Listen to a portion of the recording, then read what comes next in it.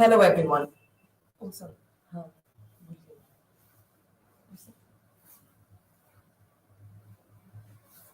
Hello, everyone. Welcome to my teaching learning session. I'm Sonal Singh Pawar, taking care of your BAG courses of Industrial Psychology. Industrial Psychology is BPC 146. We start with the first unit that will take care of introduction. Industrial psychology has been prevalently a new topic and a new area of research and equally learning. Industrial psychology came with an arousal in thought by psychologists that we would need and require well being in terms of mental health, in terms of productivity, reduce the abstinence in organization and workplaces. As soon as there was a need and arousal in terms of understanding the employer relationship, how to increase recruitment, how to manage the relationship between the two, how to increase productivities of the employees and reduce abstinence, and obviously favor both to the organization and the employee, came up the organizational or industrial psychology. It is the first unit we start with. Industrial psychology operationally was defined by Bloom and Naylor in 1968. They simply stated that the application or extension of psychological facts and principles to the problems concerning human beings operating within a context of business or industry.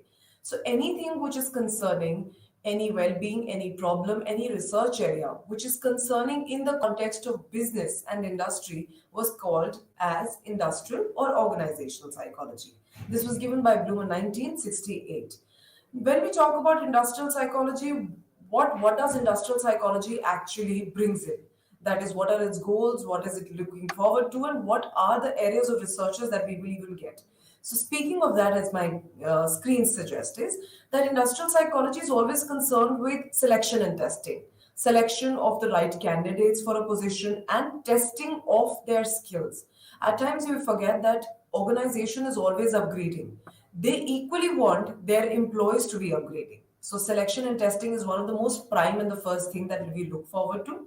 And then personal development, which is training, performance appraisal, attitude measurement of the employee, counseling and career planning. Then human engineering, which is obviously equipped and product designing. This is equivalent to only industry designing that we are talking about. Industry that can equally involve when we talk about human resource industry, we also talk about mechanical industry here. That's why equipment and product designs are also coming. So industry does not mean one kind, but also the variety in multiple industry that we have in our Indian system. Productivity study, which is how to increase the productivity, work fatigue to take care of, monotony in work that we have.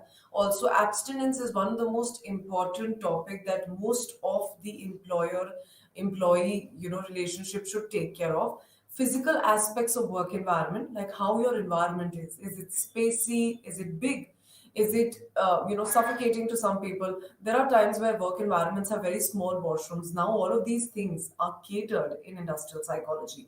There are times when the work desk areas are way too big for one employee to be sitting. That equally is a problem when you have too much of space and the productivity and output that you have requires much lesser space. So obviously it is talking about both in the light and the dark aspect of work environment. Also the temperature, the lighting. At times, your work days are so shadowed, you do not have an appropriate amount of light which is coming around the desk and the area. Human relationship is one of the most important aspect of organizations, which is your relationship between supervisor and subordinates. That's why relationship not only in a multi hierarchy is important, which is going up the vertical scale, which is from your boss to the heads and to the coordinators, but also we are talking about the horizontal line of employees, which is supervisors working with their co-supervisors. Then we have sub-subordinates that we have, they working listening to the supervisors. So it's not only the vertical relationship that the human relation will take care of, but also the horizontal relationship, which is relationships between amongst the employees that we have.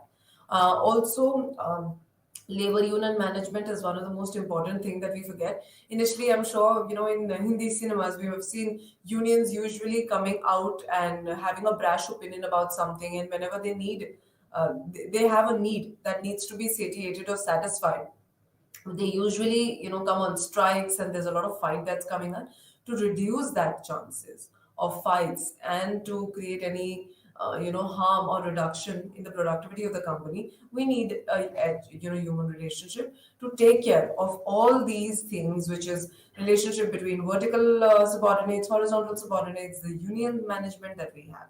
And there are some other aspects also that industrial psychology is now started catering to, which is medical health of the employee, mental health of the employee, marketing researches like how do we stand with these people of our, these workers in the market, and safety and accident, all of these things which are very new to the industrial psychology is also coming in to cater both to the organization and also the people who are working in. So, when we talk about industrial psychology, and people who want to study this should always remember now the this fear and this field of psychology is taking care of both the aspects. Not only we are looking towards the positive aspects and benefiting aspects of the organization, we are also looking forward to the benefiting aspects to of the employee, which is their medical leaves, their mental health, good policy making. Policy making is also a part of industrial psychology. Policy making, accidents, safety rules and norms, and all of these things are now coming on the other side of the plate also, which is not only organization but also the ones who are providing the output to organization. So whole in whole, we need to understand organizational psychology is any psychological fact or any psychological functioning or application which is happening in the context of business, industries, or organizations. Organizations can be colleges, it could be a mechanical organization, it could be a KPMG, it could be a multinational company also that we have. So now let's move ahead with major fields of organizational psychology. So like when we speak about cognitive psychology, we have its fields. When we talk about human development, we have its major small little fields that they are studying on. We even have major fields of organizational psychology. Speaking of that, the first field is employee selection, which is the major area of work where the organizational psychology is doing is employee selection. This is an area which involves developing employee selection assessments and such as like the screening test to determine that are you a correct fit to the job that is being given to you, and are you qualified for that particular position. So initially, we just had a simple interview. Let's take of an example of of a multinational company. When we go, whenever we are moving to an organization, we should always look towards the profile. Is the profile actually equivalent to our to our qualification? Because that is what an employee selection will target when they are selecting you. They look forward to your qualification. Is it equivalent to the job that they are giving you and providing you? So that's why there are screening tests that are available at times out of just an interview.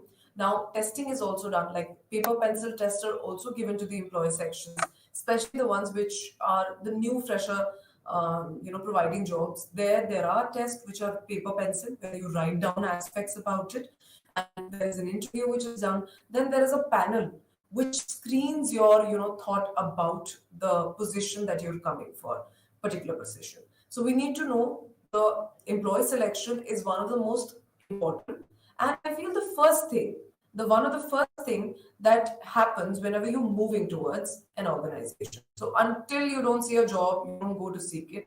And until you don't go to seek it, employee selection doesn't take place. And as soon as the employee steps in, that's the time where all the fields of organization and industrial psychology starts working. Now, moving to ergonomics. Ergonomics is a very new field. It involves designing procedures and equipments which are designed to maximize performance and minimize inequality. So ergonomics is one of it's a very new field which is within the organizational field, and it doesn't talk like it sounds like economics, but it is actually talking about designing new things, new procedures, and new equipments. These procedures could be some selection test. These procedures could be increasing. It also can be policies which increase the performance. It could also be deadlines or targets which are made in such a manner that increases your productivity, and they're so simplified and so systematically and serially given that they even minimize the inequality. So these are comes under the category where there is development, where there are procedure development, could be policy development. It could even be a deadline or a project that is given to you which equips you and equips most of the employees to maximize their performance. So it's to increase productivity of the company, increase the productivity of you stretching your limit that till what point can you perform further, and also it reduces the inquiry. Inquiries, there will be a minimum number of questions that will arise on that selection thing or on that project or on that deadline. So it is so simply given to you, and it's serially given. There are systematic orders of instructions which are there that you reduce the number of questions which are put up or an individual who can put it up. Then we move to another field, which is organizational development. So industrial psychology, IO psychologist, which is IO, industrial and organizational, who work in this area help improve the organizations, often through increasing the profits, redesigning the products, or improving the organizational structure. So how can we develop an organization? Think about many reasons in which you can help develop the organization. See, it could be probably renovation of the company, having new work desk for the company, new design. At times, the organizations in a very smaller level create a little craft work around the work desk for everybody, which increases the value, the kind of the uniqueness of your workplace, which is obviously more attractive than the other work organization. This is an organizational development.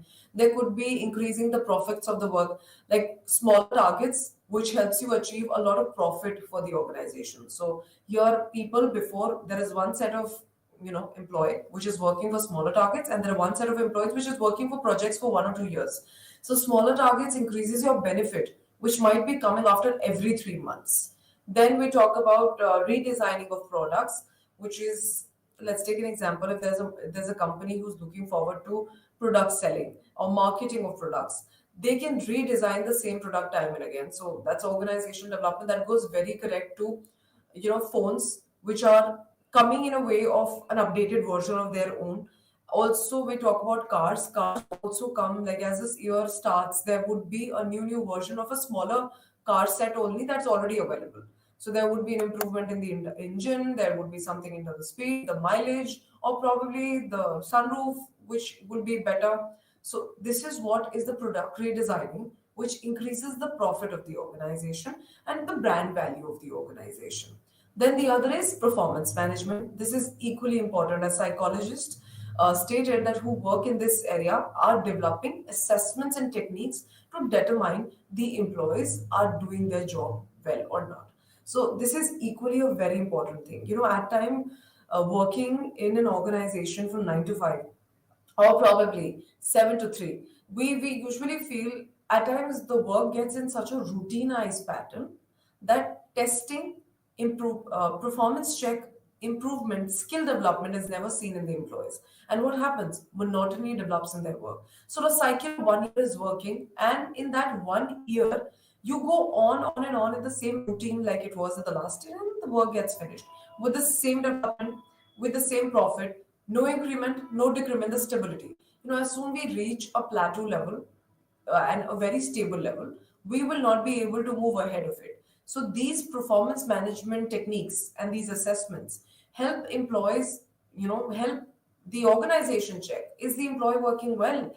Is the employee hitting the targets? Is the employee actually doing any sort of skill development or not? So this is for the performance check. So this could be a skill management test, it could be an assessment, it could be a rotation of slight group discussion where people talk about what they've done in the pandemic years. That could also be a simple management performance check that we could do. Then there is training and development, which is also vocational area of the employees. Professionals in this area often determine what type of skills are necessary to perform a specific kind of job, as well develop and evaluate the employee training programs. So training and development will talk about you to determine that what are the skills that you can develop. So your organization can probably in a month's time can give you probably 12 number of hours to for skill development. So that's like training and development for the employees. They can provide you number of hours for your skill development where you have to do some online courses or online skill development, which is good for you. and which helps you perform a specific kind of job or specific kind of task that you're looking forward for a promotion, which will equally add value to the organization. Also, there are a lot of training employee program which are running within the organization. So you can just go there, be a part of it, and you get a number of leaves for it. So this is again training development, vocational area development for the employee, which is, at times when we take in these training programs, these certificate courses, we feel it's our benefit. But you need to know, when you're a part of the organization, it is equally a benefit for the organization. Then we have work life also, which is a very new area and field of organizational psychology. This area focuses on improving employee satisfaction and maximizing the productivity of the workforce. So this is like employee being satisfied, and as we are satisfying the employee in terms of their training, their skill development, financial and monetary setup, they will maximize their productivity in the workplace. Also, IO psychologists at this area might work to find out ways to make the job more rewarding, more interesting, and design programs that improve the quality of the workplace also. So there could be, at times when we have small, as I said, smaller targets and bigger targets. Knowing that some set of employees are always looking forward to the long run targets of 1 year, especially in IT companies when there are targets which are going on for 1.5 years and people have to travel to the other parts of the country. Here they can equally add some design, some other simple small program which could be about that country, that will not only increase the quality of work and joy of the individual is moving out to the other country, but also the quality of your organization. Because here you will bring, the employer will bring in some quality thought, some quality work from the other country also, apart their project designing. So these are simple ways that we can increase the work life balance. We can increase and improve the quality of life in our organization.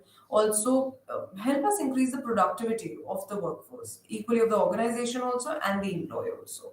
So it's a very balancing situation. If you want to look forward to an organization's benefit, you need to look forward to the satisfaction of employee in both ways, in the vocational areas also, in the work areas also, and also in their performance areas. So these were some major fields like employee selection, ergonomics, organizational development, performance management, training and development, work life, which has been the new area of interest for these psychologists to function. Now, let's move to another field where we will talk about researches in organizational psychology. So, when we talk about organizational psychology, we always feel no, this is all more application. No, there has been a lot of researches which has been done in this field, and that's how this field has come up to an application level for us. So researches in industrial and organizational psychology looks like what? The industrial and organizational psychology is concerned with individual behavior, the behavior of groups, the relationship of organization wide variables to individual and groups in work setting. So a few of the areas of researches here could be the individual behavior, how a employee works and behaves in a group setting when they're working. How are they working alone? And what are the important variables that are impacting their work productivity? Then moving to another research that could include job analysis and evaluation, analysis of the productivity of the job that has been by the year end, evaluating it, did it reach its target point or it has exceeded its target point? So has the profit has and the the monetary value of that job increased, impacted in a very positive manner to the organization? So we need an appraisal of the employee also. Selection has been a new area of research. How do psychologists select? What are the techniques? These are again some areas of research. Training and performance appraisal of personnel. What kind of training and the performance? So if we can have researchers which talk about, does important training actually increases the appraisals of the employees or personnel in the organization? The structure and context of organization, like what is the organization dealing with and how its structure. At times design companies looking very professional and lack uniqueness can impact on the structure. So your context is fashion, so your structure of work area should also be fashion, should also be unique, should also be abstract. So these are again areas of some researches. Organizational culture is increasing. It's an increasing area where psychologists has been interested in organizational change, career development of employees, which impacts the productivity of the organization, motivation, and job satisfaction. Job satisfaction has been a very increasingly important topic in organizational psychology now, and team dynamics. Team dynamic is important because a lot of our work, no matter in any field of organization, even in a college, functioning is an organization for the employees there. So working in a team, looking forward for results together, again, is a team dynamics. So what is important in an organization to maintain a healthy team dynamics? What comprises of team dynamics? These could be some areas of researches in the industrial psychology. Now, when we talk about that, researches are happening. They are increasing the value of organizational, researches here, and they're increasingly making the psychologists move towards to understand how an organization function, what makes it a success, what all an industry needs, and how do you maintain an employee-employer relationship. What are the basic steps to start up a research? So Mukensky in 1997, which has again been quite recent, gave us some steps for it. So the first step, like any other research, if any one of you have written a little small term papers or probably written a dissertation, you will understand this. The first topic is the statement of the problem.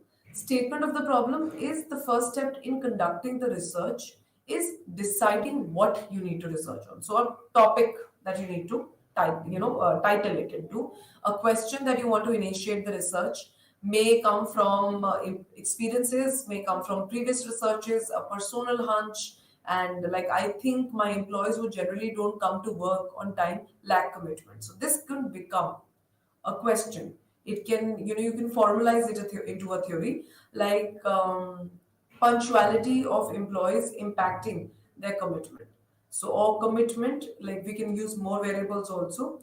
Dedication and commitment of employees on the, the seriousness of their joining, or probably seriousness of their work completion. At times, punctuality is so important that you have to hit the deadline most of the time. That's something which is an important task. Then, after you make a statement problem, you have a statement problem with you. Then we move to design of the research study. Research designs are what? It's a plan for the entire conduction of your research. Once the question has been raised in the previous step, it includes deciding where do you want to research. Is it has to be an organization setup? Do you want to pick up only 5 people from there, or you want to pick up a 13 number? The kind of sample that will be used, it is a gender biased or a gender based thing. Like, are you doing it on multi people, which is like irrespective of the gender, or you're doing it only for specific gender? So location, the kind of sample, what is the age category of the sample? Are you looking towards freshers? Are you looking towards, when we talk about commitment and dedication, impacting the productivity of the work given to the employee, we can also look forward to freshers, or you can look forward to something which is people having an experience of 10 years. So these are something which comes in under a research design. So which type of research method are you using, which etc. All of this combines of the second step. After we have a research design, we'll come down to this also. These are some areas of organization industrial psychology field. We move to something which is measurement of variables. So once you have a question, once you have a design that you need to function like this, we need to find out what variables are you working with. So when we talk about dedication and commitment and productivity of the employee, that are the two variables. So let's understand what are the two variables that are important to be found in your question. See, we need to find out an independent variable and a dependent variable. Independent variable is that variable which can be manipulated, and increasingly it just goes up and down. It goes up, goes moderate, goes high, goes low. So that's an independent variable because it keeps moving in, it keeps changing, its values keeps changing. And because of this independent variable, we have another variable whose impact will be seen on the dependent variable. So the commitment and dedication of the employee impacting the productivity of the project or the organization. So here, what is increasing and decreasing? whose impact is falling on the dependent variable. So here the dependent variable that you need to study, we need to study the productivity of the organization, becomes the dependent variable, and the independent variable is something which can go up, can go down, can be moderate, which is your commitment and dedication. So anything which goes up and down or can be manipulated. So independent variable is also something that as a researcher you can manipulate. Like you can have a control setup where people are not working at all. There is no commitment. So that is something that you've controlled. So that's an independent variable. You cannot control the productivity because productivity is the effect, it's the endpoint. Endpoints are usually the dependent variable, and the one that can be changed is called the independent variable. So in our case, the independent is something which is the commitment and the dedication, and something that we are studying, impacting. The independent impacting is the productivity. Let's read a little on whatever that's there on the screen. The measurement of variables. Variable is anything that can vary. As I said, employees can have a high, low, or a moderate job satisfaction. Hence, job satisfaction can become a variable of interest for psychologists. Broadly speaking, researchers are interested in examining the effect of one variable over the other. So, independent variables impact on the dependent variable. As a norm, dependent variable is the focus point. So, it is the focal point, it is something that you want to research upon. So, consider that gender and job satisfaction can be independent variable, and job satisfaction performance can be your dependent variable. So here when we talk about gender and job can be something which is your job satisfaction can be independent variable, and job satisfaction performance can be dependent and dependent variable. So find out which one is what. When we talk about the gender and job satisfaction, gender becomes the independent variable, job satisfaction becomes the dependent variable.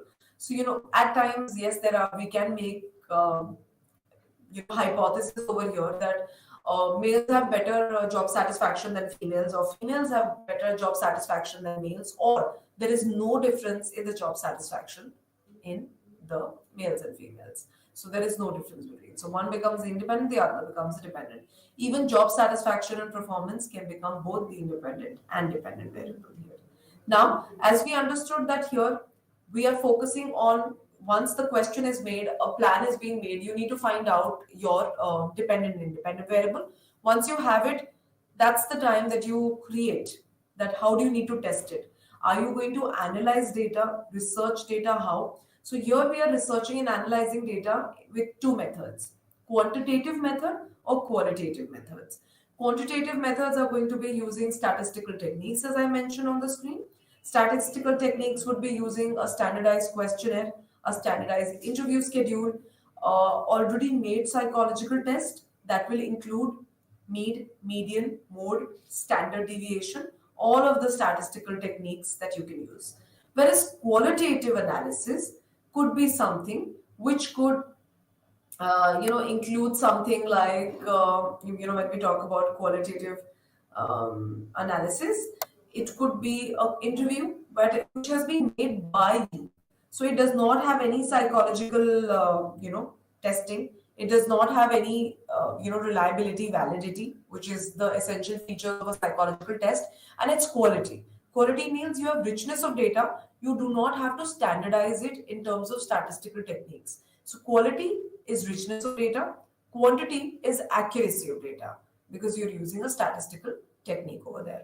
Then after we have analyzed data, let's take an example. We've done a mean, median, mode, standard deviation on gender and job satisfaction, or we have done it on the commitment and dedication of the employees impacting their productivity, and we find out that higher is the after the analysis and the statistical technique, we get to know that higher is the commitment, better is the job productivity.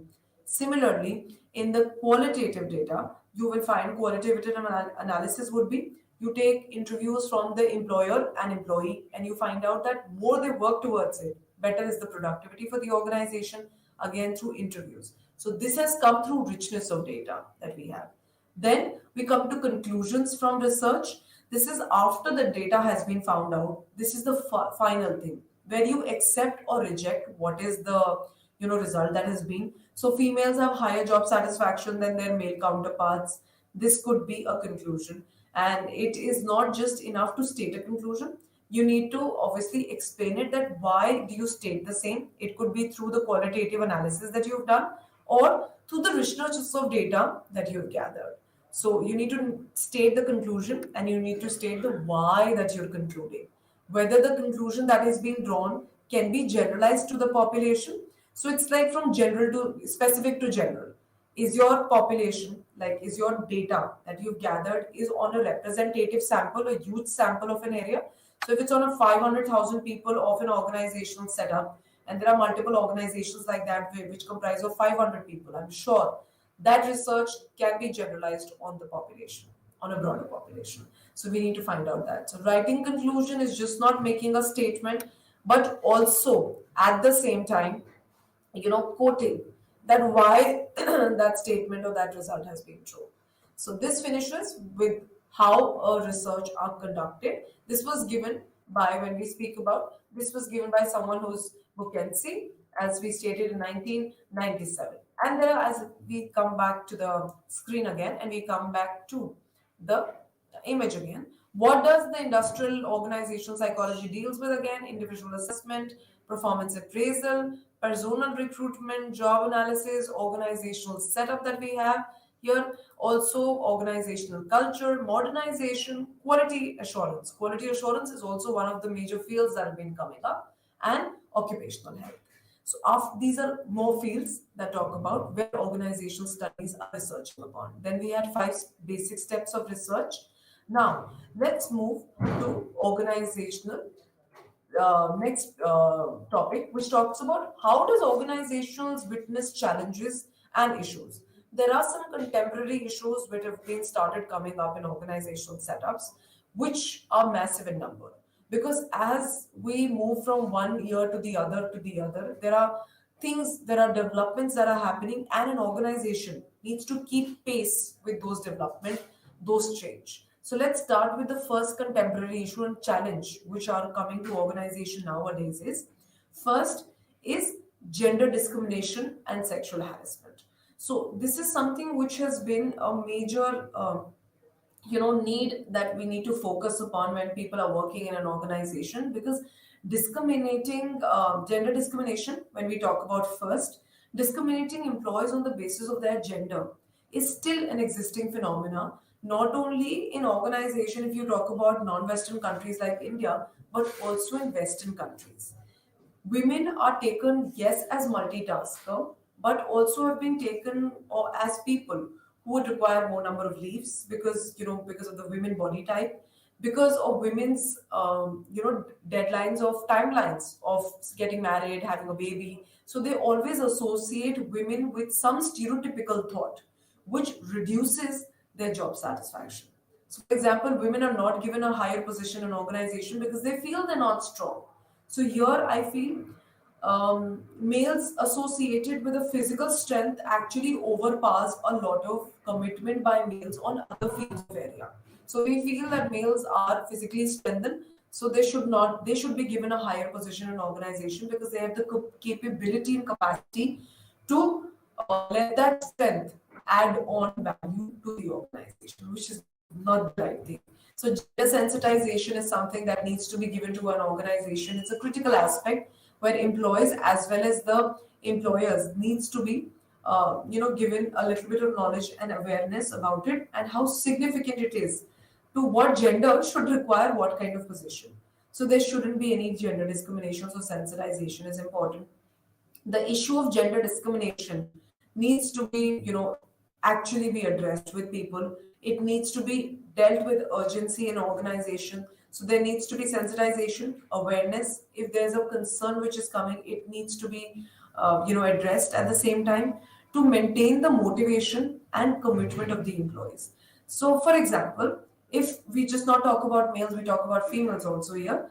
If, for example, there's a female boss and the males are not getting the right kind of pay, and the males are being made to wait for longer hours, have been made to give more number of work, which involves high duration of work hours, which is like a longer duration of time in the work area, just because we feel that they have lesser, cook responsibilities at their homes.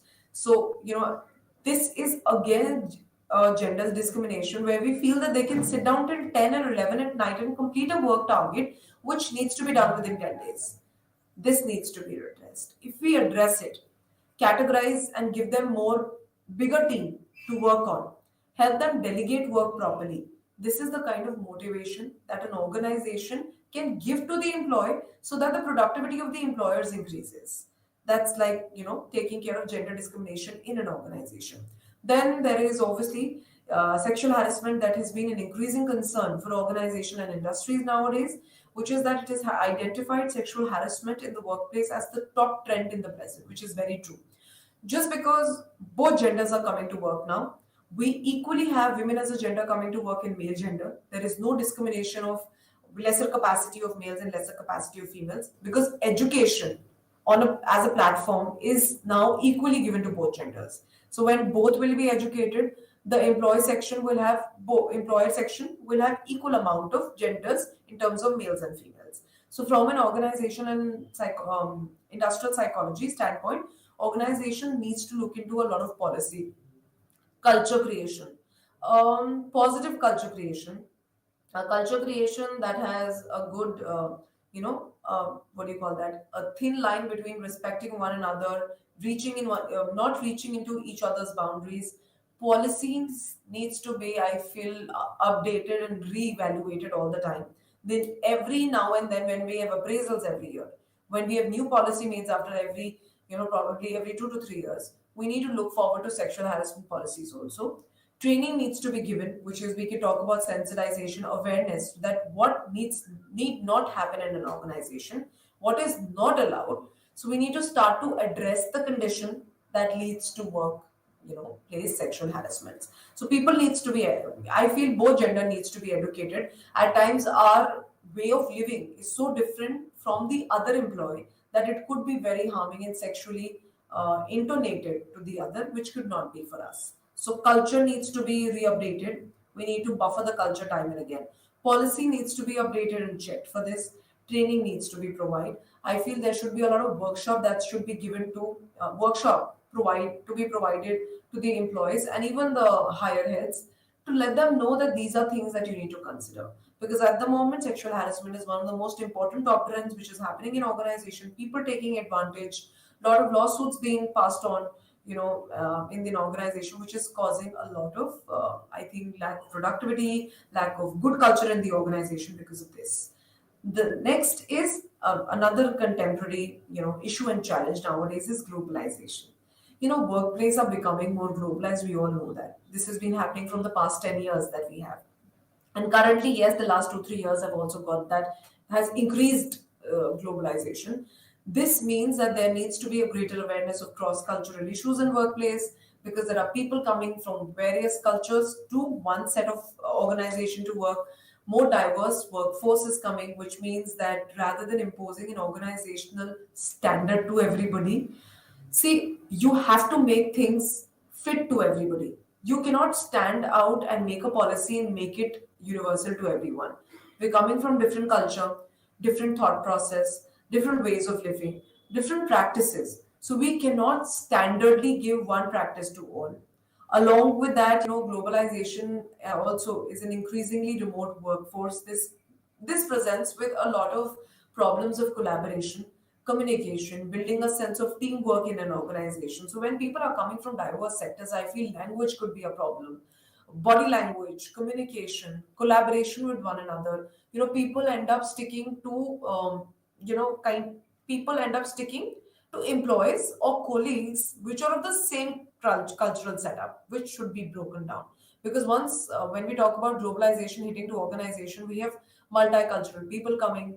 We need to, break down the standards. We need to make standards which are fitting into everybody. So rather than being universal, it has to be customized, that we speak about. So until these things are not addressed, we will have problems in communication and organization, collaboration. We might not be able to build up a good sense of teamwork, which can further create in, reaching the goals of the organization. Another few more issues that have been coming up is employee empowerment. Employee empowerment, researchers have shown that decentralizing the power and responsibilities leads to more productivity of the organization, which is very true. When you decentralize power and responsibility, don't center it to two people. And that's how an organization function. If you remove that thing, organization functions better. This can happen if possibilities are given to the employees, obviously. And the main issue of delegating more power and responsibility to the employees, that it gives more freedom to decide your own schedules, your own operations, your own timeline. You can plan your own chunk of work in smaller goals within that bigger target.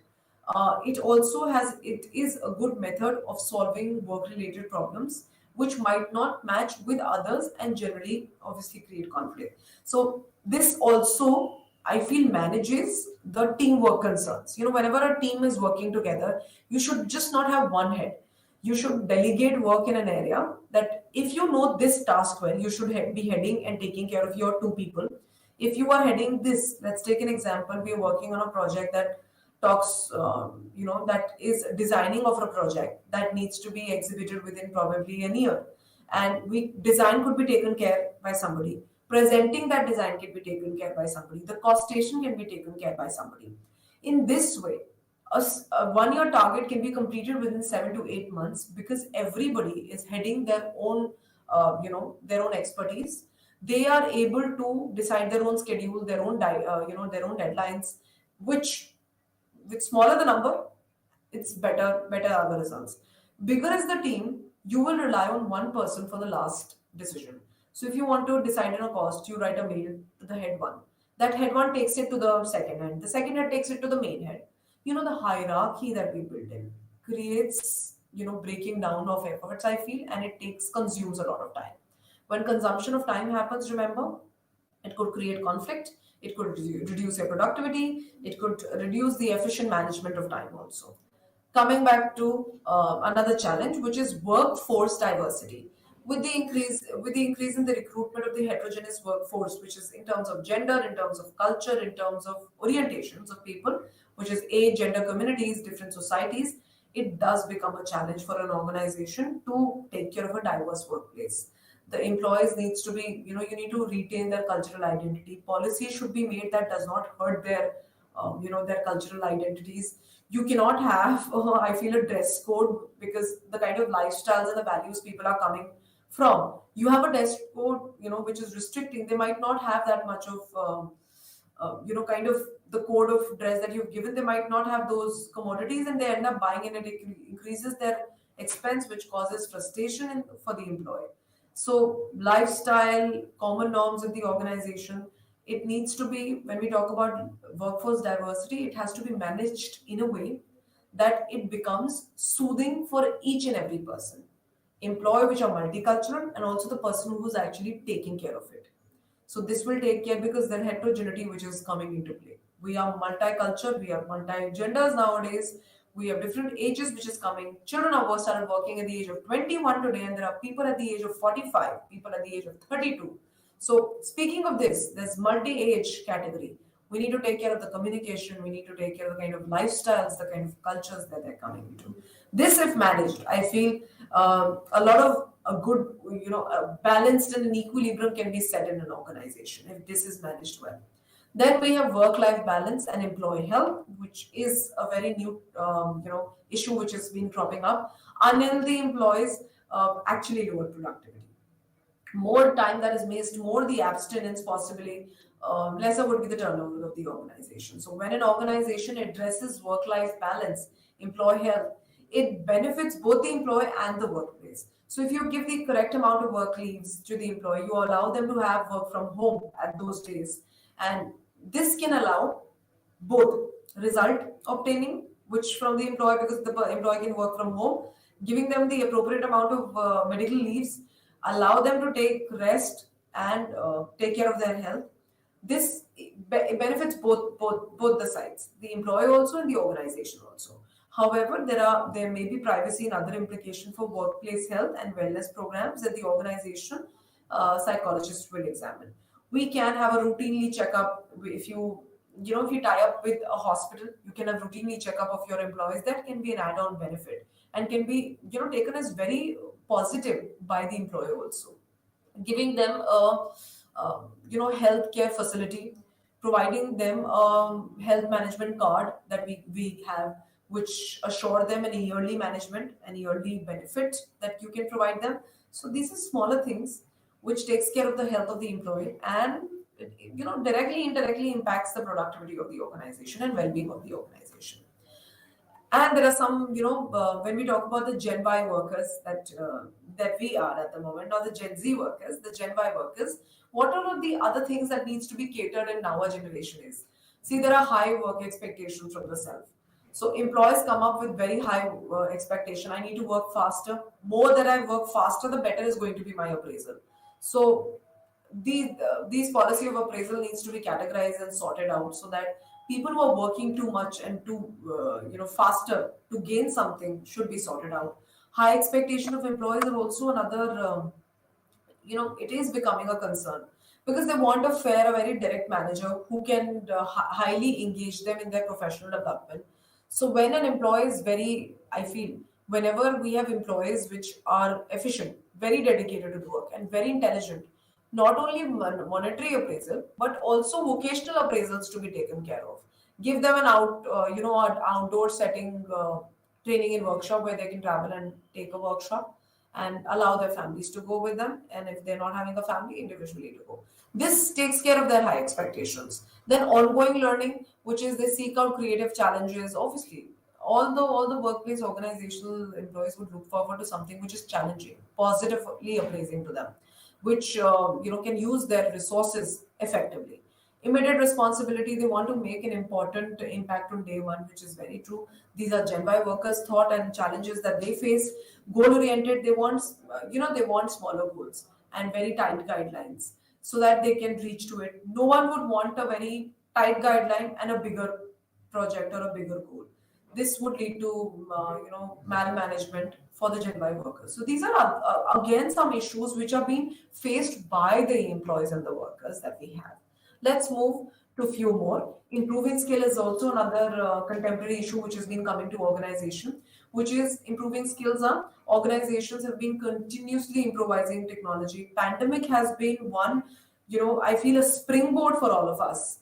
Technology coming and hitting us in an overnight thought that everyone's coming on board, right from people who have not worked on a desktop, teachers taking online classes, which we obviously have now, which has been, see, this is a productivity of technology that we have got, which has structurally reduced the expense. Environmental changes will impact you less, and the other improvising skills are the environmental changes, which obviously the market has to manage. There are some countries which have extreme climatic changes, so they need to be trained in a way that we need to have some policies and adaptation so that those change could be met and goals of the organization are equally met.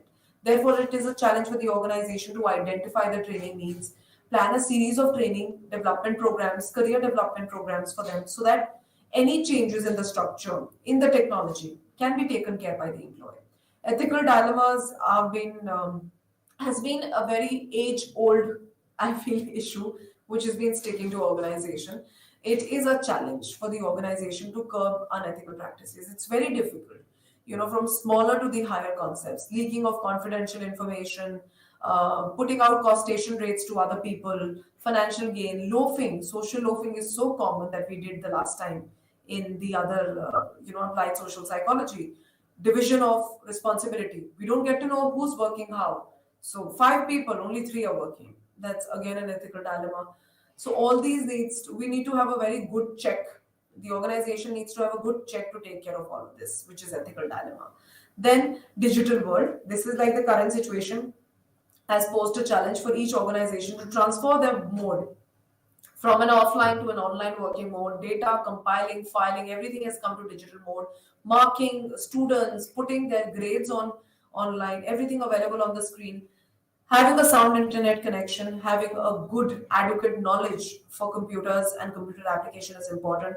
Compulsory for survival, I feel. In today's life, it is compulsory. So this can be taken care by providing them, training programs, technologically brightening programs. Now coming to job satisfaction, here we start with unit 2, work attitude. And job satisfaction is one of the most important field of organizational psychology.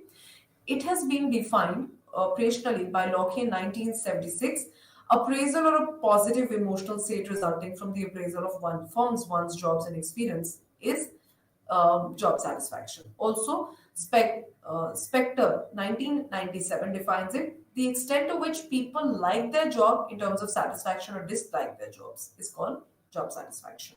What are the characteristics of job satisfaction? It's an emotional response to your job. It is. How do you feel about it? That's how job satisfaction has looks like.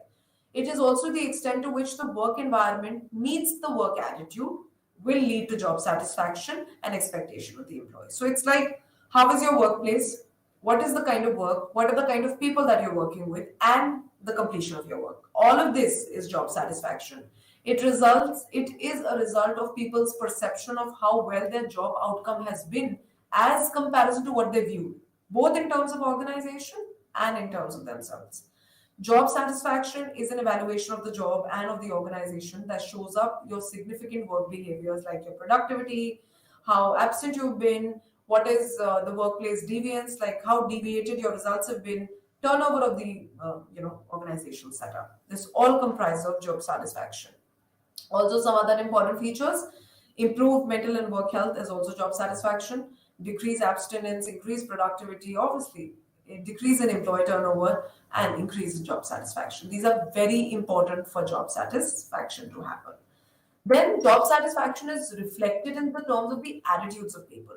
So, like the attitude has three components: affective, behavioral, and cognitive. Your job satisfaction also has three components: cognitive, affective, and behavior. Let's take an example as on the screen. When someone says, "I'm satisfied," I'm not satisfied with my, monetary fund that I'm getting, the salary. This actually is a reality in the cognitive component, which is the belief system, evaluation they have done. They feel that in comparison, equity, I'm not being given as much as the others are. I deserve more. So they feel this is unfair. The affective is emotional and feeling upset, feeling low, feeling, disappointed. Behavioral is there would be high abstinence, decreased productivity. They might be, because of the low pay, they might not complete a job on time. So this would lead to what a negative attitude towards the organization or supervisor. So see how, like in attitude, job satisfaction equally has three components which comprise of cognitive, emotion, and behavioral. So job productivity does have a feeling. It does, impact you if your feelings are not good, your thinking is not good, and your behaviors will turn out to be not good. So these three actually helps in understanding the attitude between, how is your attitude leading to the kind of behavior. So if a person is really happy with their workplace, very satisfied, despite the reasoning in their mind is, I'm getting my share, I'm getting the value of it, I'm being appreciated. But let's take an example. Okay, I don't like my colleagues, I'm not very happy with them, but my work gets finished on time. And their behavior is good. Emotions, feelings are not important because it's not upsetting their work, employability. Their behavior turns out to be good. They will complete their work because they're happy with their supervisor. So, end result is a positive attitude. They do not want to be impacted by co-colleagues' feelings. They're happy with what they're getting. This is also an ABC of a happy attitude that we have. Let's move ahead with nature of job satisfaction. What is job satisfaction in terms of it, what it looks like? In 1911, when Taylor began to study job satisfaction and the duties to develop better ways to train workers, there were a lot of studies which were done. So Taylor began to study employees and their job duties to develop better training, train workers. So which is very true. Studying what the kind of work are you doing and what are your duties will help you train workers better. Then studies were done to, that showed up that lightning and had a little connection to work productivity. Creativity does play an important role in nowadays, which is very true. Creativity is like something which can lead to illumination, spark great ideas. Hathorn studies in 1932 also, which was a 5-year interval research, widened some factors such as temperature, the work environment, temperature, working hours, breaks does impact job satisfaction. Mayo's work study also marginally stated that in today's time, he discovered that mere act of studying workers and providing them with more attention increase their mood. Obviously, looking towards your workers when they're doing something, working or studying, which is sabbaticals when they've taken, and providing them, their pay, It will increase their productivity when they hit back or when they are working from home. Also, reasons for interest, firstly, in terms of job satisfaction, has been that firstly, organization and researchers are interested in assessing the state of the employee. How are you when you're working? And this often impacts their well being. So, if you look after your employee, work satisfaction, psychological health, mental health will increase. Job satisfaction is bound to be there. Second, understanding the influence of job on an individual level. So, how is your job impacting you? This is equally important. All of these things does impact job satisfaction. So, tailor rightly studied employees to find out what are the better ways to train them further. So, if you know the nature of your employees, what are they lacking in, what are they good in, give them training. They become a productivity and asset for your company. Have better conditions of your workplace, like the Hathon study. Also, making sure that when your employees are studying and doing something, paying attention to them, asking about their improvement, and providing some monetary appraisal, increase productivity. So this is the nature of job satisfaction, which can be influenced by it and further. Nature, it's a global approach. Overall satisfaction of work needs to be taken care of. Most people like overall job will be more happy with their job satisfaction. Facet of satisfaction is nature of job. If the nature of job is appealing to the person, the more satisfied they will be. Pay and promotion. Lesser pay and promotion, lesser job satisfaction, like the image suggests us. Let's move to antecedent of job satisfaction, which is like what are the events which could lead to job satisfaction. There are two distinct models, as apparently given in studies. The first model focuses on characteristic like age, the number of years of experiences that you have, the gender, occupational rank, and education. That can be an antecedent, a factor which could be leading or not leading to job satisfaction. So we are going to discuss the first model first, which is the personal characteristics. Second model would be an individual based thing, which is their pay, their promotion, their opportunities that they have. So age and number of experience actually does impact. Researches have been done that your tenure of a job that you've been doing suggests older and more experienced workers are more satisfied, which is very true. More that you know the pattern of your workplace and organization, more satisfied that you are. And first, that it is attributed to more realistic expectations owing to the age. Second, you're more mature. You have more increased confidence, a reality based assessment you are going to do of your productivity and of the job. Thirdly, better the age and number of experience that you are older that you are, the better and highly rewarded you are in the organization, because you know how every task is done with finesse and perfection, because you've been in the organization. You know what an organization needs from you. Another antecedent factor is gender. Some evidences say that gender differences on job satisfaction does cause contradictory and inconsistent thought, which is like women are generally lesser paid than men. Their opportunities for promotion are fewer. They believe that they have to work harder than men to receive a comparable reward, which is very true. Women feel the need to climb more stairs to look forward to the same amount and the same money. So this is again another reason for job satisfaction that you can find about. Women not being satisfied probably at some areas of work. Then we have occupational level. Occupational level is the level at which individual work within an organization and has influence on their satisfaction, which is, you're a supervisor or a manager. Higher job levels, obviously greater opportunity, greater job satisfaction. At a lower level, you have lesser growth, you do not have autonomy, you do not have a controlling power on people, so lesser job satisfaction. The last that we come down to is education. For today, we have more antecedent factors. We'll just do gender, age, experience, occupational, and education today. It does say that there is a positive relationship. More is your education, which will add to more experience. Job satisfaction has to happen, and have found to be have slightly negative correlation also towards the attitude. People having higher education at times, do have some negative traits. They feel, as per my education, are not being paid well. So the explanation is better educated, higher expectations, and believe that their work should be provided with more responsibility and fulfillment. And if you don't give them, lesser job satisfaction. So more the education, people feel I'm more qualified to be getting more reward and more, I should be given more value for my money. This is also for age and experience. More the age and experience, people will feel that we should be rewarded more, we should be taken care of more.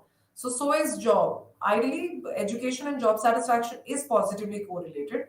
There are slight negative correlations also to it. So this finishes with today's class, where we today's session, where we talked about what is industrial psychology, its major field of research is, what is it in core of its nature. One of the first component that we've touched today is job satisfaction. Hope you understood the entire class. Thank you.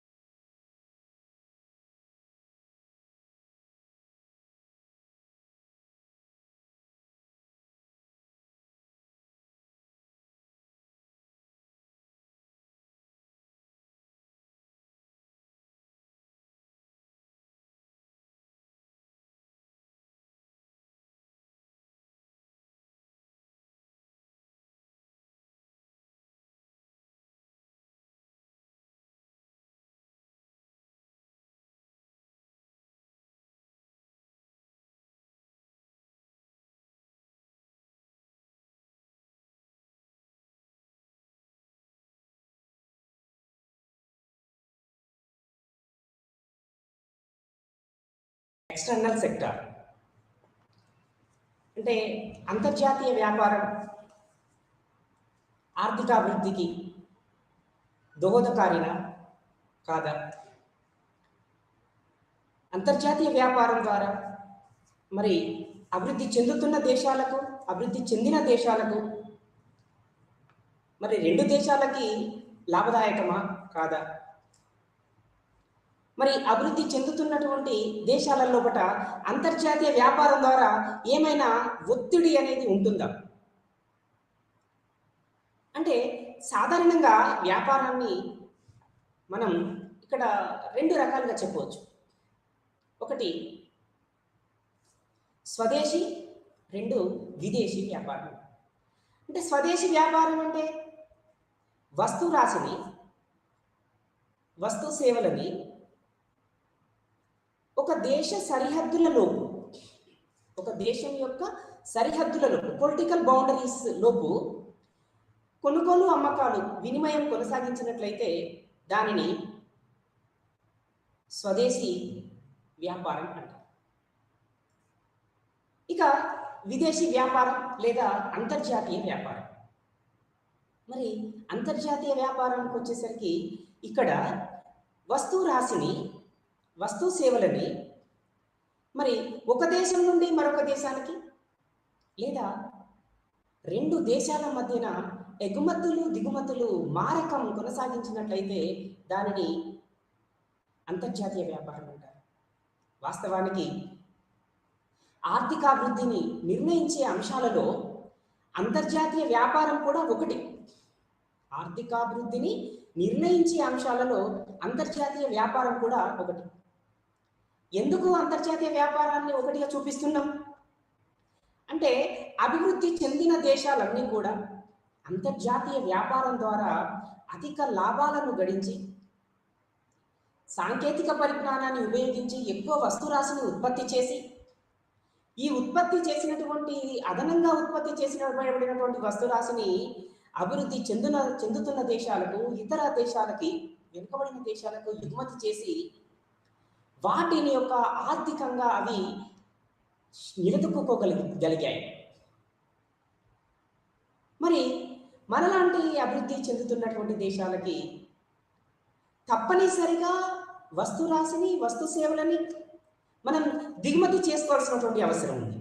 కారణం ఏంటి అంటే పెరుగుతున్న అవసరాల దృష్ట్యా, పెరుగుతున్న జనాభా దృష్ట్యా మరి అనేక మంది అర్థశాస్త్రవేత్తలు కూడా అంటే అంతర్జాతీయ వ్యాపారం అనేది వివిధ దేశాల మధ్య కానీ, రెండు దేశాల మధ్య కానీ వస్తు రాశి, వస్తు సేవల ఎగుమతులు దిగుమతులు మారకం కొనసాగించడాన్ని అంతర్జాతీయ వ్యాపారం చెప్తాం. మరి అంతర్జాతీయ వ్యాపారం అనేది ఒక యంత్రంలాగా పనిచేస్తుంది. దేనికి? ఆర్థిక అభివృద్ధికి. అంటే ఎక్స్టర్నల్ సెక్టర్, విదేశీ రంగం అనేది అంతర్జాతీయ వ్యాపారానికి సంబంధించినది. అంతర్జాతీయ వ్యాపారం అనేది ఆర్థిక అభివృద్ధికి ఒక యంత్రం లాగా పనిచేస్తుంది, ఒక మిషన్ లాగా పనిచేస్తుంది. International trade is an engine of economic development of developed nation and developing nations. అంటే అంతర్జాతీయ వ్యాపారం ద్వారా ఇక్కడ కొరతగా ఉన్నటువంటి వస్తువులని దిగుమతి చేసుకోవచ్చు.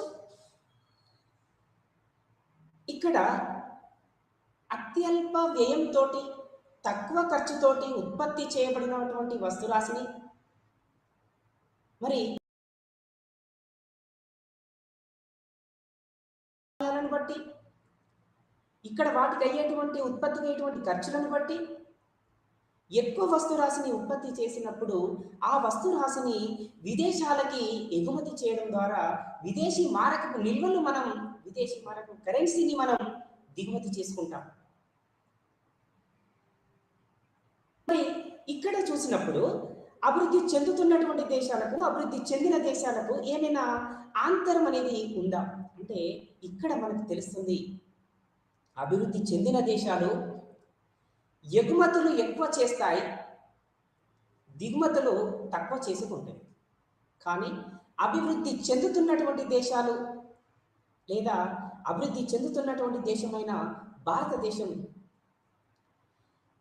ఎక్కువ వస్తు రాశిని దిగుమతి చేసుకొని తక్కువ వస్తు రాశిని ఎగుమతి చేస్తుంది. ఇక్కడ వనరులు ఉన్నవి, ముడిసరుకులు ఉన్నవి, శ్రామికులు ఉన్నారు. కానీ ఇక్కడ అత్యంతంగా ప్రభుత్వాలు అవస్థాపన పెట్టుబడుల పైన మరియు పేదరిక నిర్మూలన పైన ప్రజా సంక్షేమం దృష్ట్యా, ప్రజా శ్రేయస్సు దృష్ట్యా, ప్రజల అవసరాల దృష్ట్యా ప్రభుత్వాలు వివిధ అంశాలపైన ఖర్చు చేయవలసినటువంటి అవసరం ఉన్నది. కాబట్టి ఆయా దేశాలన్నీ భారతదేశం లాగానే, అభివృద్ధి చెందుతున్న దేశాలన్నీ కూడా భారతదేశం లాగానే ఎగుమతులు తక్కువగా ఉంటున్నవి, దిగుమతులు ఎక్కువగా చేసుకుంటున్నవి. దీని ద్వారా ఏమవుతుంది అంటే ఇక్కడ ఉన్నటువంటి విదేశీ మారక నిల్వలు కావచ్చు, కరెన్సీ కావచ్చు, విదేశాలకి మనం దిగుమతి చేసుకున్నటువంటి దేశాలకి అది తరలించబడుతుంది, తరలిపోతుంది. అంటే అంతర్జాతీయ వ్యాపారం అనేది మరి అభివృద్ధి చెందిన దేశాలకు అనుకూలంగా ఉంది, మరి అభివృద్ధి చెందుతున్న దేశాలకు మరి అనుకూలంగా లేదు అని చెప్పడానికి కూడా ఇక్కడ ఆస్కారం లేదు. ఎందుకంటే గల్ఫ్ కంట్రీస్ ఉన్నవి, మరి క్రూడ్ ఆయిల్, అవి మరి చమురు నిల్వలని ఎక్కువగా కలిగి ఉండటం వలన అక్కడ వాటికి తక్కువగా ఖర్చు అవుతుంది. కాబట్టి అధికంగా నిల్వలు కలిగి ఉన్న దేశాలు కాబట్టి ఇతర దేశాలకు అవి ఎగుమతి చేస్తుంటాయి. ఈ సందర్భంలో మనలాంటి అభివృద్ధి చెందుతున్న దేశమైనటువంటి, మనలాంటి అధిక జనాభా కలిగినటువంటి దేశమైనటువంటి, దాదాపుగా జనాభా విషయాన్ని దృష్టిలో పెట్టుకున్నప్పుడు మరి చైనా తర్వాత రెండవ అధిక జనాభా కలిగిన దేశం, దాదాపుగా 2021 ప్రకారం మరి 146 కోట్ల జనాభా చైనాలో ఉంటే, దాదాపుగా అరౌండ్ సరి సమానంగా దరిదాపుగా 140 కోట్ల జనాభా భారతదేశం కలిగి ఉంది 2021 ప్రకారం. అంటే ఈ జనాభా పెరుగుతున్నటువంటి తీరును బట్టి ఎందుకు ఇక్కడ జనాభా యొక్క ప్రస్తావన మనం తీసుకురావాల్సినటువంటి అవసరం వచ్చింది అంటే, దాదాపుగా మన దేశంలో ఉన్నటువంటి ఉత్తరప్రదేశ్ రాష్ట్రమైనటువంటి అత్యధిక జనాభా కలిగినటువంటి రాష్ట్రం ఉత్తరప్రదేశ్ ప్రపంచంలో ఉన్నటువంటి 120 దేశాలు తక్కువ జనాభాను కలిగి ఉన్నటువంటి దేశాలు. ఇక్కడ మనం అర్థం చేసుకోవాలి, జనాభా ప్రతిపాదకన మనం ఆలోచించినప్పుడు, జనాభా దృష్ట్యా మనం ఆలోచించినప్పుడు ఇక్కడ మనం దిగుమతి చేసుకోవాల్సినటువంటి వస్తు రాశికి ఆవశ్యకత ఎక్కువగా ఉన్నది. కారణం ప్రభుత్వం ఖర్చు చేస్తుంది, ఖర్చు చేయట్లేదని చెప్పడానికి అవకాశం లేదు. కానీ ఇక్కడ ప్రజా సంక్షేమం కోసం, ప్రజా దృష్ట్యా, ప్రజా అవసరాల దృష్ట్యా వాళ్ళకి కావాల్సినటువంటి బేసిక్ నీడ్స్, మరి కనీస సదుపాయాలు కల్పించడం కోసం, మౌలిక సదుపాయాల కల్పన కోసం ప్రభుత్వాలు పెద్ద మొత్తంలో వెచ్చించవలసి వస్తుంది. కాబట్టి ఇక్కడ ఉత్పత్తి రంగం అనేది కొంత మేరకు స్తబ్దత కలిగి ఉంటుంది అని మనం చెప్పుకోవచ్చు. కానీ ఆయా ప్రభుత్వాల యొక్క పనితీరును బట్టి, వాటి యొక్క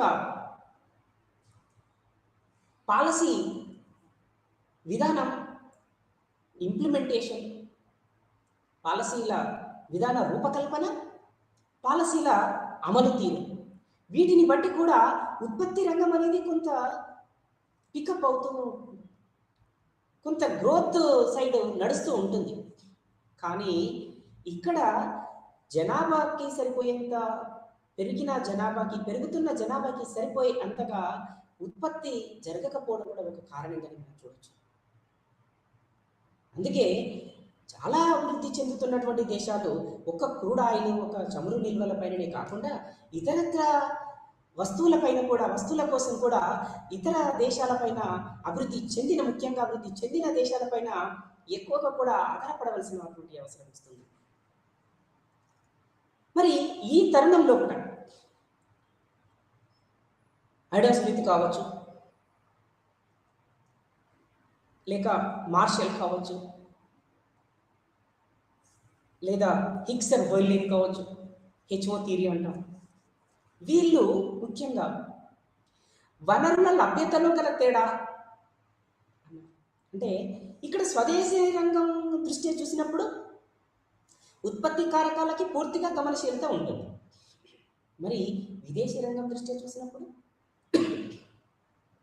అంతర్జాతీయ వ్యాపారం దృష్ట్యా చూసినప్పుడు ఇక్కడ మరి ఉత్పత్తి కారకాలకి పూర్తి గమనశీలత లేకపోవడం.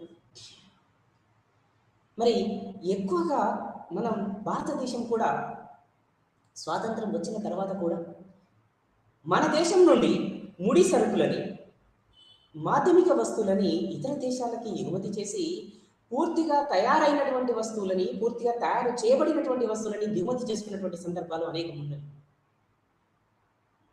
ఇదంతా కూడా ఆయా దేశాల యొక్క ప్రభుత్వాల యొక్క పనితీరు, వాటి యొక్క విధానాలు పరిశీలన, విధానాల అమలు, విధానాల రూపకల్పన మీద ఆధారపడి కూడా ఉంటుంది.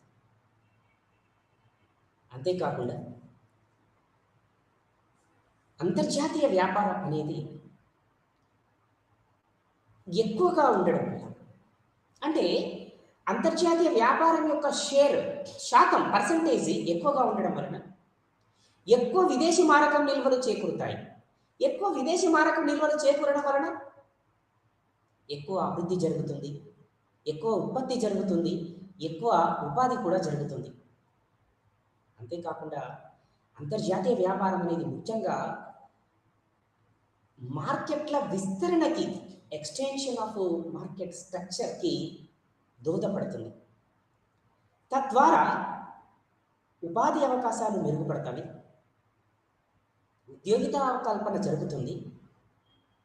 ఆయా పరిసర ప్రాంతాలలో నివసించేటువంటి ప్రత్యక్షంగా పరోక్షంగా ఉపాధి కల్పన జరిగి అక్కడ ఆ డిపెండెంట్ పీపుల్ ఎవరైతే ఆధారపడి ఉన్నారో, డైరెక్ట్గా ప్రత్యక్షంగా పరోక్షంగా ఆధారపడినటువంటి జనాభా యొక్క తలసరి ఆదాయ స్థాయి, ప్రామాణిక స్థాయిలు మెరుగుపడతాయి.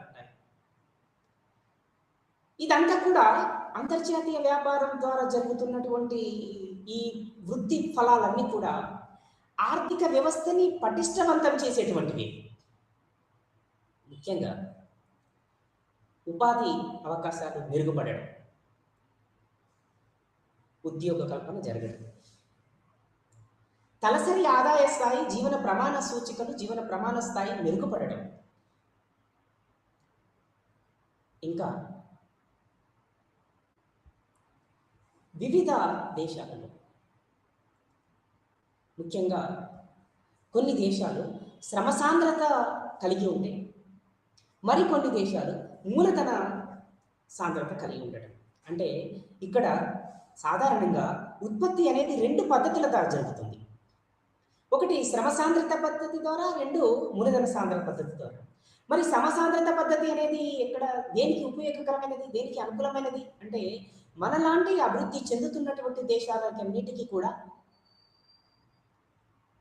శ్రమ సాంద్రత పద్ధతి అనువైనది.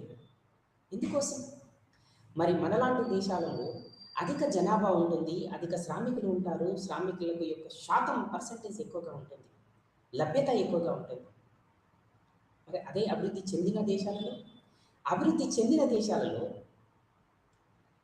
మూలధనం ఎక్కువగా ఉంటుంది, మూలధన కల్పన ఎక్కువగా ఉంటుంది, మూలధన ద్వారా యంత్ర ఉత్పత్తి ఎక్కువగా ఉంటుంది, అధికంగా ఉంటుంది. కాబట్టి మూలధన సాంద్రత పద్ధతికి అభివృద్ధి చెందిన దేశాలు ప్రాధాన్యతనిస్తే, శ్రమ సాంద్రతకి అభివృద్ధి చెందుతున్నటువంటి దేశాలు ప్రాధాన్యతని ఇవ్వడం జరుగుతుంది. కానీ మూలధనాన్ని ఉపయోగించి ఉత్పత్తి చేయడం మూలాన ఎక్కువ వస్తు రాశిని ఉత్పత్తి చేయడం, ఎక్కువ వస్తు రాశిని అంటే స్వల్ప కాలంలో, అతి అల్ప కాలంలో ఎక్కువ డిమాండ్కు సరిపోయేంత వస్తు రాశిని ఉత్పత్తి చేయడానికి మూలధన సాంద్రత పద్ధతి, మూలధన కల్పన, మూలధనం ద్వారా జరుగుతున్నటువంటి పద్ధతి, ఉత్పత్తి పద్ధతి దోహదపడుతూ ఉంటుంది. ముందుగా మనం చర్చించుకున్నాం అభివృద్ధి చెందిన దేశాలలో, అభివృద్ధి చెందుతున్న దేశాలలో. అభివృద్ధి చెందిన దేశాలకే ఎక్కువ అనుకూలంగా ఉంది అనుకున్నాం. ఇక ఇటీవలి కాలంలో కూడా అంతర్జాతీయ వ్యాపారంలో కూడా పూర్తిగా ఇంకా అగ్రికల్చర్ ప్రొడక్ట్స్ పైన, అగ్రికల్చర్ ఇన్పుట్స్ పైన ఇంకా అభివృద్ధి చెందినటువంటి దేశాలు, ఎక్కువ కూడా అభివృద్ధి చెందుతున్నటువంటి దేశాలను కొంత ఆర్థికంగా కొంత దోచుకుంటున్నాయని చెప్పొచ్చు. ఒక మాటలో చెప్పాలంటే ఆధునిక నిర్వచనం ప్రకారంగా ఈ అంతర్జాతీయ వ్యాపారం ద్వారా అభివృద్ధి చెందుతున్నటువంటి దేశాలని, అభివృద్ధి చెందినటువంటి దేశాలు ఆర్థికంగా దోచుకోగలుగుతున్నాయి. కానీ ఇది కావాలని జరగట్లేదు, అనుకోకుండానే జరుగుతుంది అనేటువంటి ఒక ఒపీనియన్ కూడా ఉంది, అనేటువంటి ఒక అభిప్రాయం కూడా ఉంది. ఏది ఏమైనా అభివృద్ధి చెందుతున్న దేశాలకి, అభివృద్ధి చెందిన దేశాలకు రెండింటికి కూడా అంతర్జాతీయ వ్యాపారంలో భాగస్వామ్యం, అంతర్జాతీయ వ్యాపారం ద్వారా వస్తువుల ఎగుమతి దిగుమతి అన్నది అనివార్యమైపోయింది. కాబట్టి మార్కెట్ల విస్తరణ, తద్వారా ఉపాధి కల్పన, ఉద్యోగిత కల్పన, తలసరి ఆదాయ స్థాయి, జీవన ప్రమాణ స్థాయి సూచికలు పెరగడం, ఇంకా వనరులు సద్వినియోగంలోకి తీసుకురావడం. అంటే ఎక్కడనైతే ఈ అంతర్జాతీయ వ్యాపారంలో ద్వారా ఎక్కడనైతే ముడి సరుకుల లభ్యత అనేది అందుబాటులో ఉంటుంది, ఎక్కడనైతే వివిధ వస్తురాశిని ఉత్పత్తి చేయడం కోసం ఆ వస్తురాశికి కావాల్సినటువంటి ముడి సరుకులు, ముడి పదార్థాలు, రా మెటీరియల్ వ్యవస్థాపన అందుబాటులో ఉంటుందో, ఆయా దేశాలు ఆ డిమాండ్ను, అంతర్జాతీయ మార్కెట్లో ఆ వస్తురాశికి ఉన్నటువంటి డిమాండ్ను అంచనా తీసుకొని అక్కడ పూర్తిగా అక్కడ లోకల్ మెటీరియల్స్, రా మెటీరియల్స్, ముడి వనరులు, ముడి సరుకులు, ఈ వీటిని పూర్తిగా కూడా సద్వినియోగంలోకి తీసుకురావడం.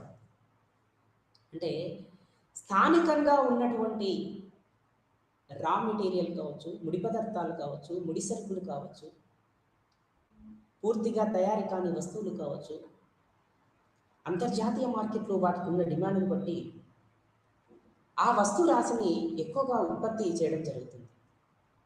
దీని ద్వారా స్థానికంగా ఉండేటువంటి వనరులని పూర్తిగా సద్వినియోగంలోకి తీసుకురావడానికి అంతర్జాతీయ వ్యాపారం అన్నది ఒక ముఖ్య కారకంగా దోహదపడుతుంది.